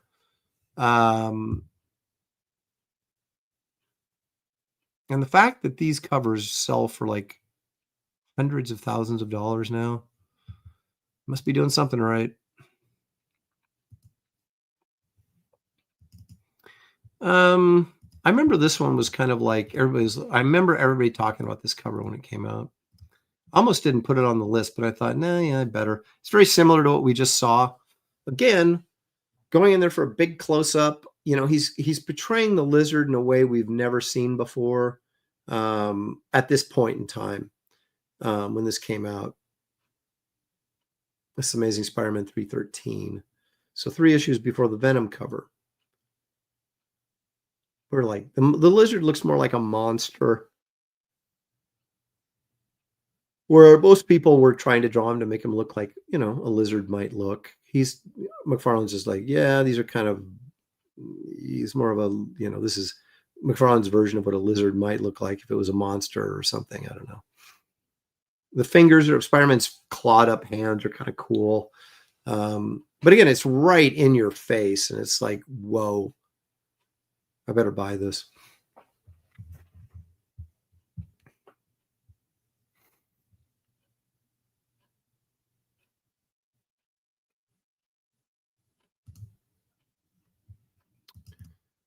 This one I actually kind of like. Oh, is it that small? Oof. All right. Well, forgive me. This isn't.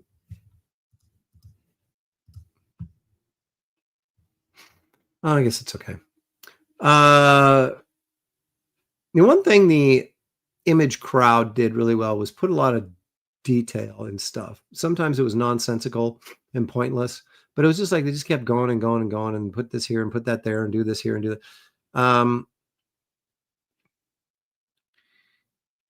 Now, I guess Neil Gaiman wrote this, right? That was the big controversy, is who owned this character.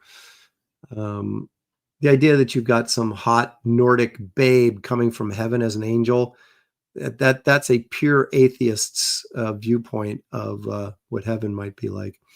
But anyway, the white background, the design element, this is a really good cover. I'm not sure that Angela's balance is quite right. But again, the big hair, just everything so over the top and exaggerated. Kind of like those guys, Liefeld and Jim Lee and McFarlane. Everything was so over the top. And Silvestri, that it felt like something different was going on. It's like they brought so much energy, and it was like going to the comic shop and finding stuff like this. It was just like you wanted to read it, So these guys found a formula that really worked. The rest of us were sitting there going, I want to be a better artist. They were like, how can I sell a gazillion comics? And they figured it out.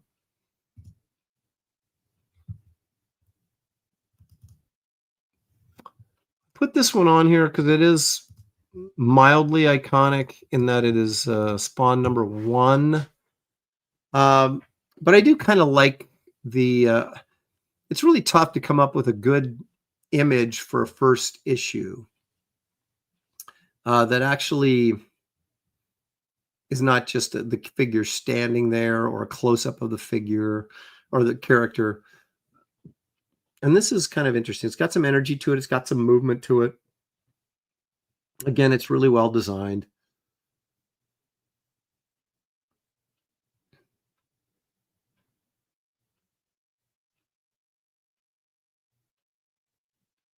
What did this comic sell? Like 2 million copies, 3 million copies? God, the amount of money these guys raked in that first couple of years of Image is just absurd.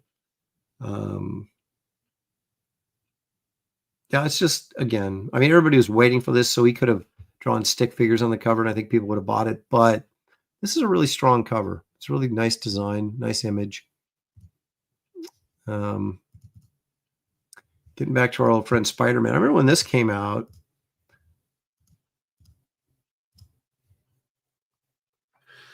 You got encroaching into the logo again, which if you do it every issue, then it's not cool. But you do it every once in a while, it can be really effective.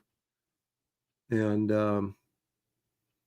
also, it means that the art is subjugated to the title of the book as opposed to the art being underneath the rule of the logo, which that was the thing, right, back in the day. And maybe they let, Marvel or DC would let artists do this more because now they're in comic shops and now they have their own shelf space. So you can see the whole cover, whereas they weren't stuck in spinner racks. I mean, they still were at this point in spinner racks, but the majority of their sales were coming from direct sales, not from 7-Elevens.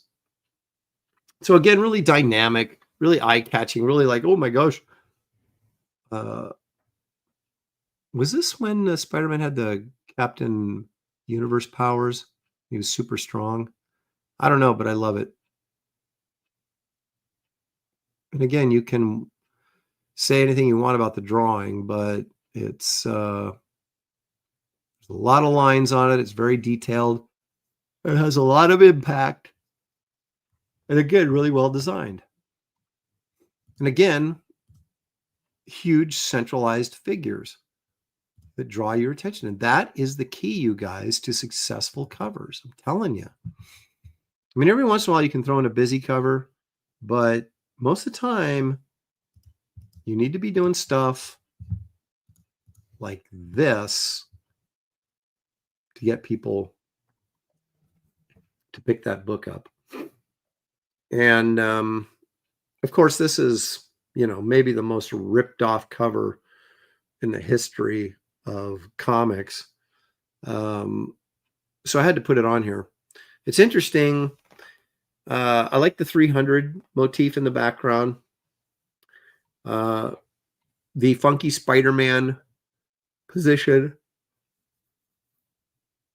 the black costume.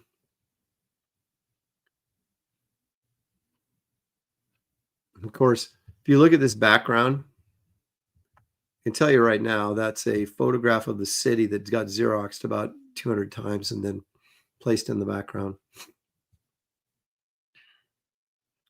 And I would assume he pasted it in there. I haven't seen the original art, but at the very least he traced it, but the photograph. But that was an old technique a lot of guys used, and it looks cool. So why not?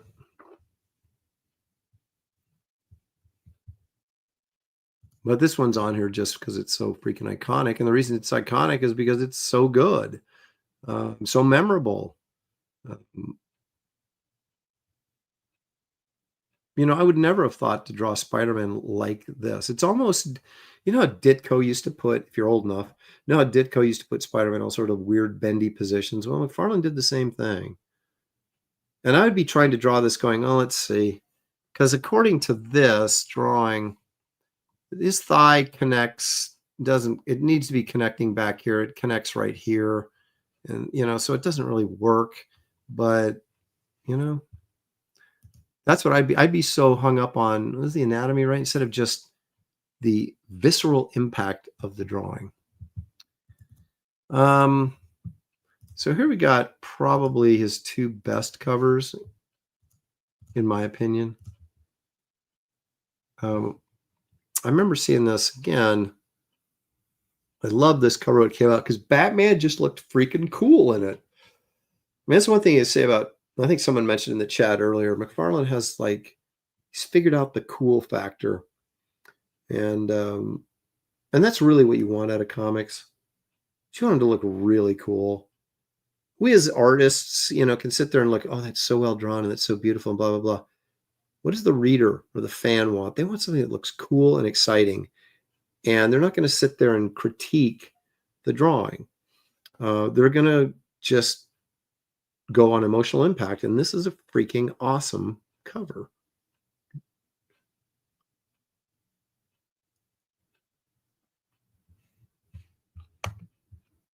But I think this just recently sold for like $500,000 or something at Heritage, something ridiculous like that. And this, folks, is the hottest in the collector's market right now. This is the hottest McFarlane cover of them all. And it is this, the one that everybody complains about because it doesn't make sense, because you wouldn't have a continuing reflection of the Hulk. You'd have three separate reflections of the same Hulk in those blades. Excuse me. But we don't care, do we? Still looks cool.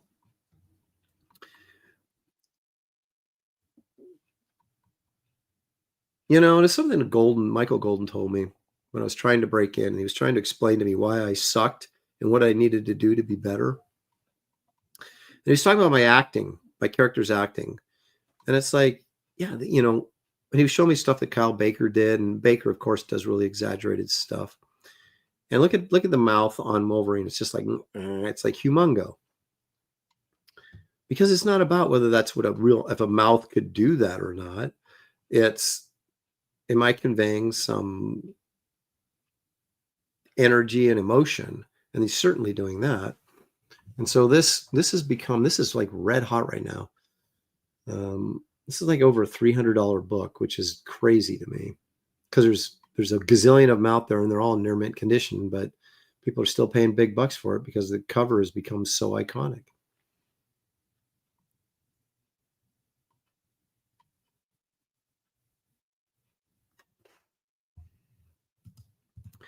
Leg kick with an excellent point. I remember that I could buy pages from that issue for $150 in the 90s.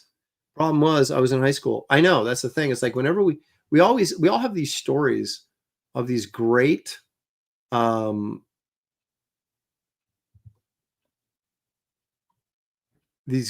opportunities we had to buy artwork that's worth a fortune now. The problem is 90% of the time when you run across this stuff, you don't have any money, because if you had the money, you would have bought it. So $150 for a pencil page or for a comic book page. You say, oh, that's not that much. It is when you're in high school and you don't have any money. So anyway, there you go. That's my, and I did kind of find it. I'll admit I had a hard time finding. I think I got 11 covers here, maybe 12. 1, 2, 3, 4, 5, 6, 7, 8, 9, 10, 11 covers. I had a hard time finding 11 that I really liked. But I will say this, the ones that I did find were, many of them are very iconic and legendary covers and will go down in comic history as that. So it's just amazing. It's amazing what clicks with fandom and sometimes what doesn't. And again, you've got to hit that right formula of being different, good enough, but really different. And it's hard to find that window because no one knows what it is until you hit it, and then you're there. But it's not something you can replicate. And there's so many guys I know that are so good that are kind of like, people are like, whatever, because they're not different or weird enough. But Todd redefined that whole thing. Gollum says, have you done Silvestri covers yet? Not yet. Not yet, because we're getting out of the 80s. And so when we get into the 90s, I'll be doing like Adam Hughes soon. And Silvestri, I guess, could count. I don't know if I'm going to do Liefeld or not. Because I don't know that there's that many good Liefeld covers. I'll go back and look. Maybe there is, and I'm just unaware of it. But yeah, we'll move into the 90s here pretty quick, and then into McFarlane obviously started in the 80s and worked into the 90s. So that's why I included him in this. If you had your, if you had your feet firmly in the industry in the 80s, then you'd qualify, and he certainly did. He started, I think, in 86 or 87. So I did EC covers. When I first started doing this, I did covers by the decades. And then when I got through that, I can't remember who it was, suggested to me, why don't you do individual creators covers? I said, okay, I can do that. So that's what we've been doing I started in the 40s, and now we're in the tail end of the 80s, guys. I may not have included your favorite person, but I got to like them too, or I'm not going to do them on the show. So yeah, I know he did, but we're not out of the 80s yet. But yeah, Silvestri will be coming up soon. Maybe next week, when I have to take a look and see who I've got left that I haven't profiled yet. But anyway, you know who I always profile? Every freaking week, I profile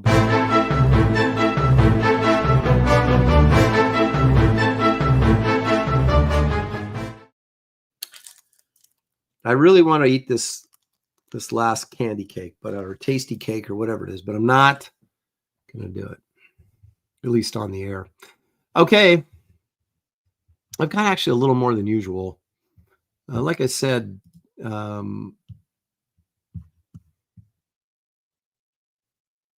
AI, I only expect there to be more Bigfoot material, not less. Leg Kick says the 80s was my favorite decade, and I grew up in the 70s, but I have to admit, the 60s were cool because it was sort of the beginning of the whole Marvel Age of Comics. But the 80s were, and there was a small Renaissance period at the beginning of the 70s. Wrightson, Smith, Plug, Starlin a little bit later in the 70s, Golden later in the 70s, Simonson later in the 70s. But it was the 80s where just like Frank Miller and Simonson really took off. John Byrne took off. All the Image guys later in the 80s. There was just so much good stuff going on. It was just really exciting in the 80s. And now here we are trying to scrape and claw to keep this industry alive. It's interesting. But we also have to make an effort to keep Bigfoot alive. Let's take a look at a Bigfoot selfie, and you tell me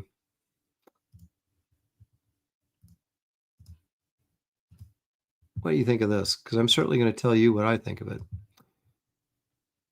Now, there's a little intro to kind of get you set up for the big reveal. And there she is. He takes her a selfie, and little, he notes to her right behind her in the perfect spot where he wouldn't be obscured by anything is this very poorly drawn and configured Bigfoot figure in the background. Now, if this Bigfoot was standing over here in the bushes, or the fact that he's right there in that perfect centered spot makes me a little suspicious. Also, the funky shoulders. Look, you got the droopy shoulder here and this one up here. This leg is skinnier, that leg's thicker. It makes me feel like this was a poorly rendered addition to this photo after the fact. But again, don't let me influence your opinion of the validity of this young lady's photograph. That's what I'm saying right there. What are the odds that old Sasquatch would be right in that spot right when she takes that picture?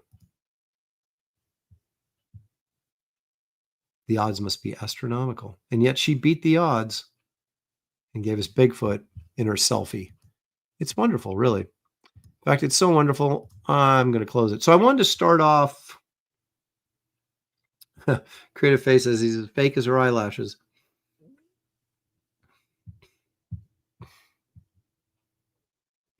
All right. Now this is, well, shall we say, interesting. Seems a little contrived, and yet there's parts of it that I kind of like. Do you believe in the rake? And I don't mean the rake which you use to rake your leaves, but that white, skinny, bald dude that crawls around out in the woods with no clothes on, usually when it's very cold out. So we have this young lady, apparently.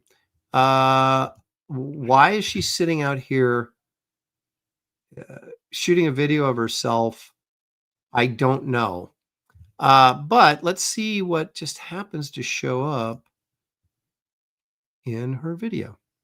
There's a mosquito looking around. I thought I heard something.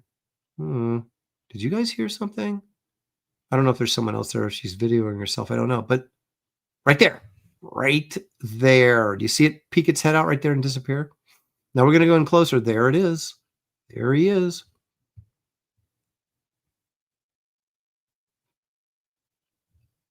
And then there's some movement there. Now, what's interesting about this is it's so far away that you would think if they added something, they might have added it here. So it kind of adds in a weird way to its authenticity. And that little bit of movement too is helpful. Excuse me. And of course, she's a little bit late with her flashlight. Can't find the rake. So then she's on the prowl looking around because apparently she heard something. And I just don't believe that there's a young lady, even if she's a outdoors person, out there in the woods in the middle of the night by herself. Makes no sense to me at all. But anyway, so she's looking around, doesn't see anything. She's hearing something. And if you watch real close, right there he is. Now it gets a little clearer when they zoom in here. So it's right there. See him right there? Okay. Steps out right there, then jets back in.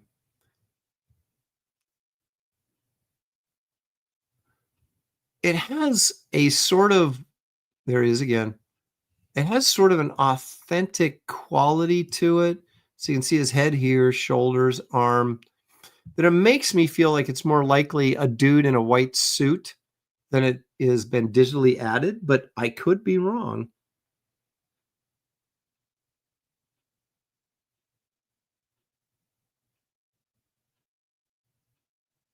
A lot of people have a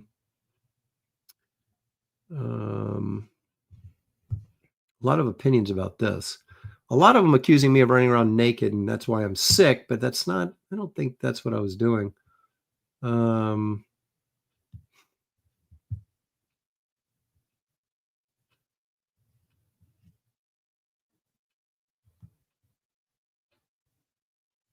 Gollum Wolf trying to be the voice of reason. It's probably just a dude. I'm sure both he and the girl planned this, and I would not disagree. I find rakes sort of interesting, but most of the pictures I've seen of them are so freaking fake. It's not, I don't even bother to bring them to this show. And if they're that bad, they got to be really bad not to come on this show.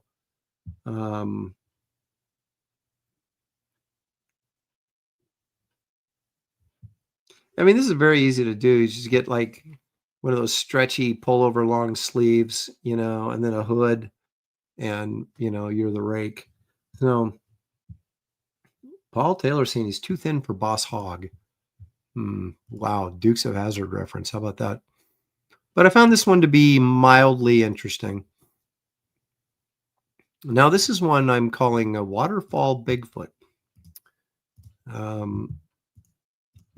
Let's take a look.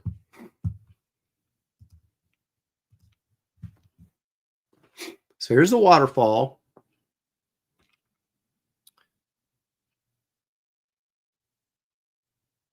It goes down here to the water. Do you notice how it was clipped? And there's Bigfoot walking around up in the trees. Now, this video feels like it was clipped. Watch this opening. We'll get to Bigfoot in a second, but that always makes me suspicious. Like it was edited right there. That didn't look smooth. Looked like it was cut. Then here, coming back up. See, they cut, and then there was that. Now maybe they stopped filming the water and started again. I don't know. But now the problem with this is, sure, it could be Bigfoot. It could also be a guy wearing a backpack in a coat and pants. I mean, that's what little we're actually seeing, or the clarity of this.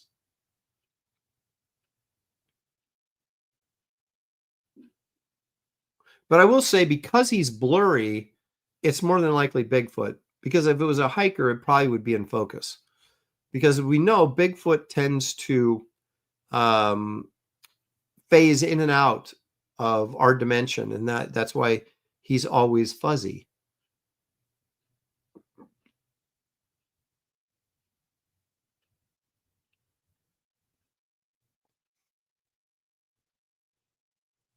I just find it interesting that people so often randomly are taking shots of nothing, and Bigfoot just happens to walk in front of their camera. Blurry Bigfoot, of course. So could this be a guy with a stocking cap and maybe a big backpack and a coat, and these are his big pants? It could be. Or could it be, finally, the evidence we need to prove that Bigfoot is real?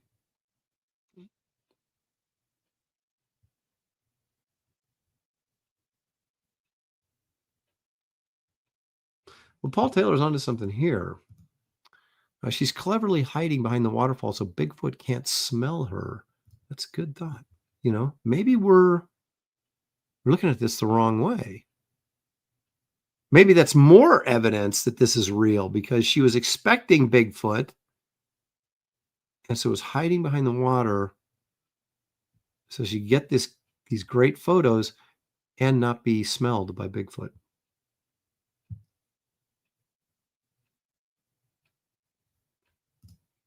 I shouldn't go chasing waterfalls. Isn't that the lyrics to a song?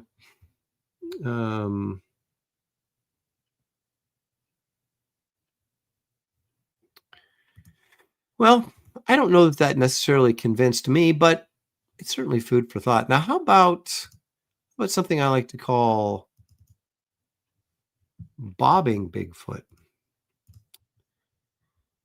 That doesn't sound too good, actually, now that I just said it. But let's take a look. Right here is where you want to look. Right there. Do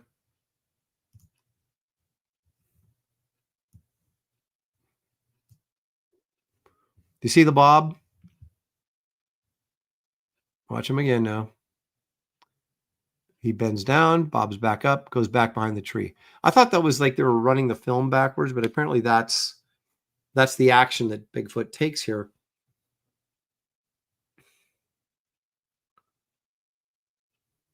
I feel this is a little bit more authentic because the movement there.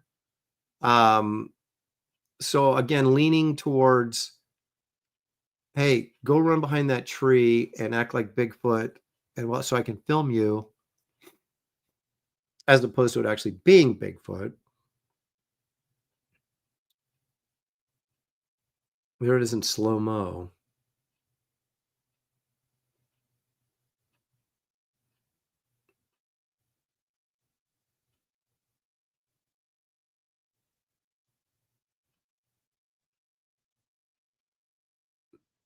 Randy Hall is happy that Kelsey's getting exercise.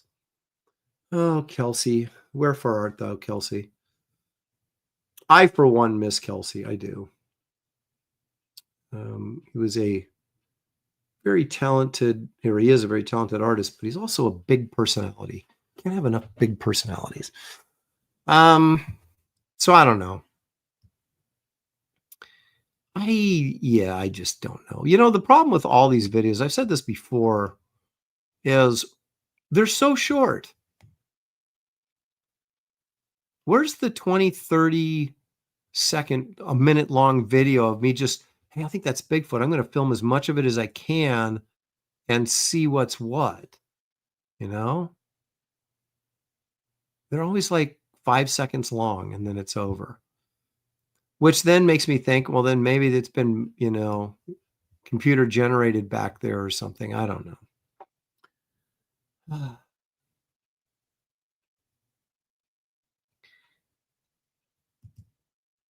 Interesting. JP Roca is saying, well, maybe he's not picking up his dog's poo. Maybe he's picking up his own poo. Doesn't want people to find evidence. Maybe, you know, maybe Bigfoot's more clever than we give him credit for, right? I don't know. Now, this one is called Construction Bigfoot. So here we got a guy. Or maybe I should share it. Maybe that would help you guys to see it better if I actually shared my screen. All right, here we go. Clearing the road, doing an honest day workout in the wood. It's nice and clear, like sunny. It's in focus. And then, dun, dun, dun, right back here.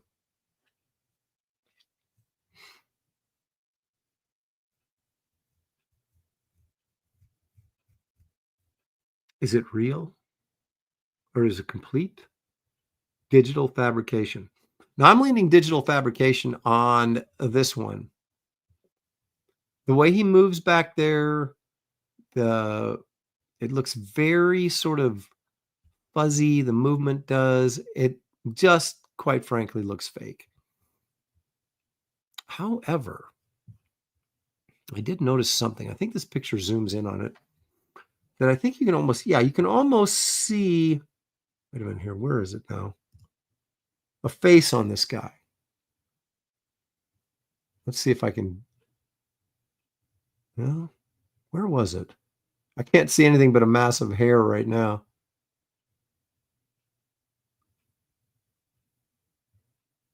Yeah, they're saying a trail cam took this, but why would you have like 3 different angles?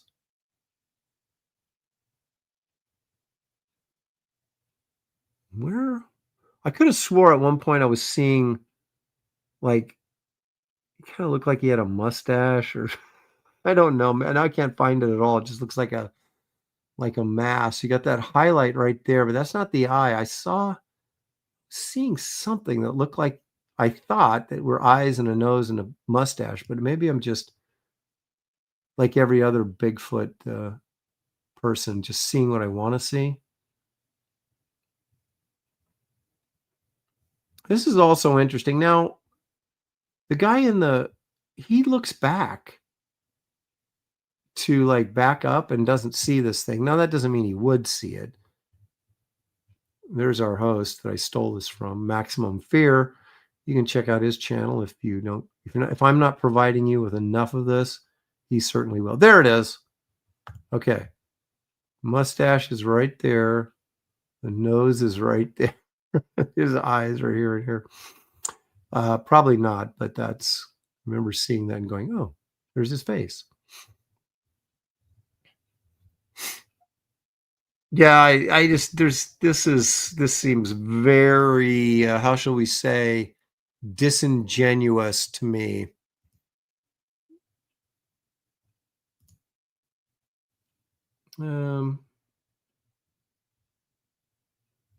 Bigfoot versus a backhoe, who would win? Well, there was a movie in the 70s called Killdozer, where some sort of radioactive metal from like I think a comet or something radiated this bulldozer and made it come to life. And so this bulldozer was trying to kill people. You know, it's kind of hard to kill someone when your maximum speed is like 15 miles an hour. But anyway, that's for another time. Okay, what do you guys think of this? Now, this was being passed off as real, and I'm not sure if it is or not. This is a massive crocodile eating a fish, supposedly off the coast of Florida. My problem is crocodiles, yes, they're in salt water, and theoretically they could be off the coast of Florida. Maybe you guys correct me on this, but that's not my understanding. That you don't find crocodiles off the coast of Florida. You find alligators in Florida, of course, but saltwater crocodiles, maybe they are. I could be mistaken, but you guys tell me what you think of this.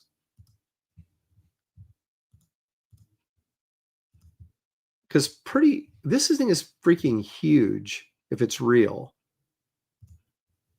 So here you go. You got the head of the thing right here, obviously. It looks real the way it's moving. And they got a tail back here. This is a freaking huge, and there it is eating this fish, apparently.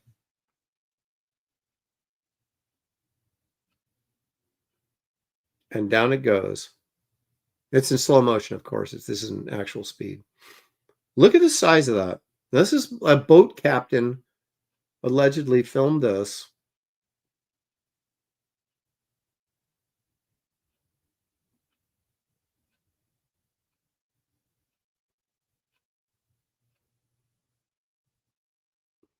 Well, I know there's freshwater crocodiles, but I don't think this is freshwater. I think it's saltwater because it's off the coast or an inlet there. So it could be a mix of salt and fresh. But what I'm questioning here is the size of this thing. I mean, I know they get big, but you aren't going to see a 18, 20 foot. I mean, there's not that many to begin with that are that big, but it seems unlikely that you would see a crocodile this size around Florida. I mean, maybe I'm wrong, but it looks real to me. And it's sharp enough that you don't get that kind of fuzzy fakery look to it. It's just the size of it is what's kind of throwing me.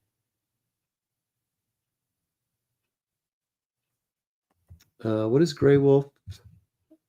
Gray Wolf they have American crocodiles, but how big does the American crocodile get? That big? I mean, that's like Nile crocodile, Australian crocodile, kind of like freaking huge.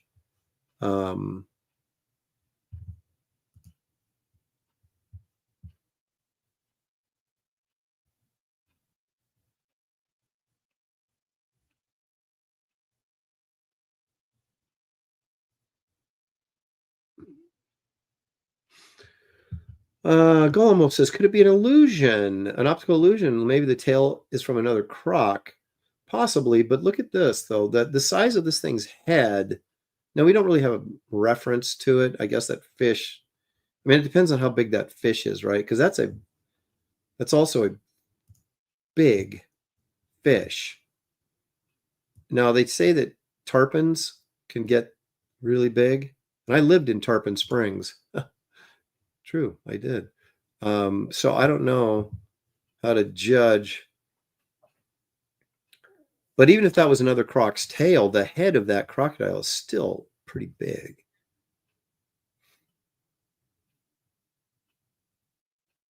Yeah, I'd have to take a look. I don't know how big the American crocodile can get, but I don't think they get as big as like the ones in Indonesia and in Egypt or in the Nile and in Australia get like freaking huge. Whoa, okay. Eric Hutfeld says Wikipedia says male. Well, do we believe Wikipedia? But let's go ahead and since they have a political agenda to lie about this, so maybe it says American crocs can get to 23 feet long. Holy crap! Well, maybe this is legit then. Yeah, see here, this is the thing right here. Paul Taylor says American crocodiles are large, with males typically reaching 10 to 14 feet. That is bigger than a 14-footer, but sometimes growing over 20. Okay. Well, the females are smaller. So this is an enormous crocodile. If this is real and it's in Florida. I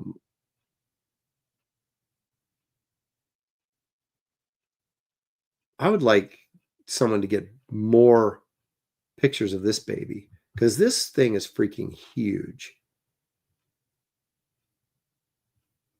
And again, with nothing in the here to really measure its size, it could look bigger than it actually is, but boy, it looks enormous in this.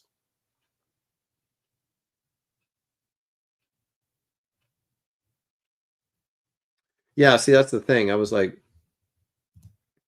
Blue Neptune says we have crocs in fresh and saltwater here in Naples, Florida. Only 12 foot though.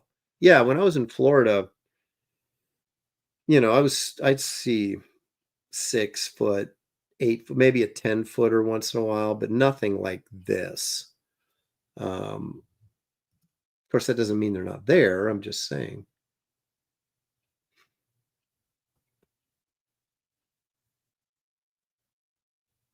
Very, very interesting. Well, we'll see if any more giant croc videos show up from Florida. But anyway, I thought that was interesting. I would have loved to see something that big, not like too close, but from this range, I'd have been okay, I think, as long as we were heading to shore after we took the video before that thing came out and eat somebody. I mean, look at that tail. That tail has got to go probably like to here. God, that is a big crocodile. Yeah, all right. Well, food for thought. Anyway, that's going to do the show today. I'm happy to announce that I have leftovers tonight, so I don't have to make anything. But appreciate you guys coming in. Thank you for the super chats. Thank you for your continued participation in this show, which I could not do without your help.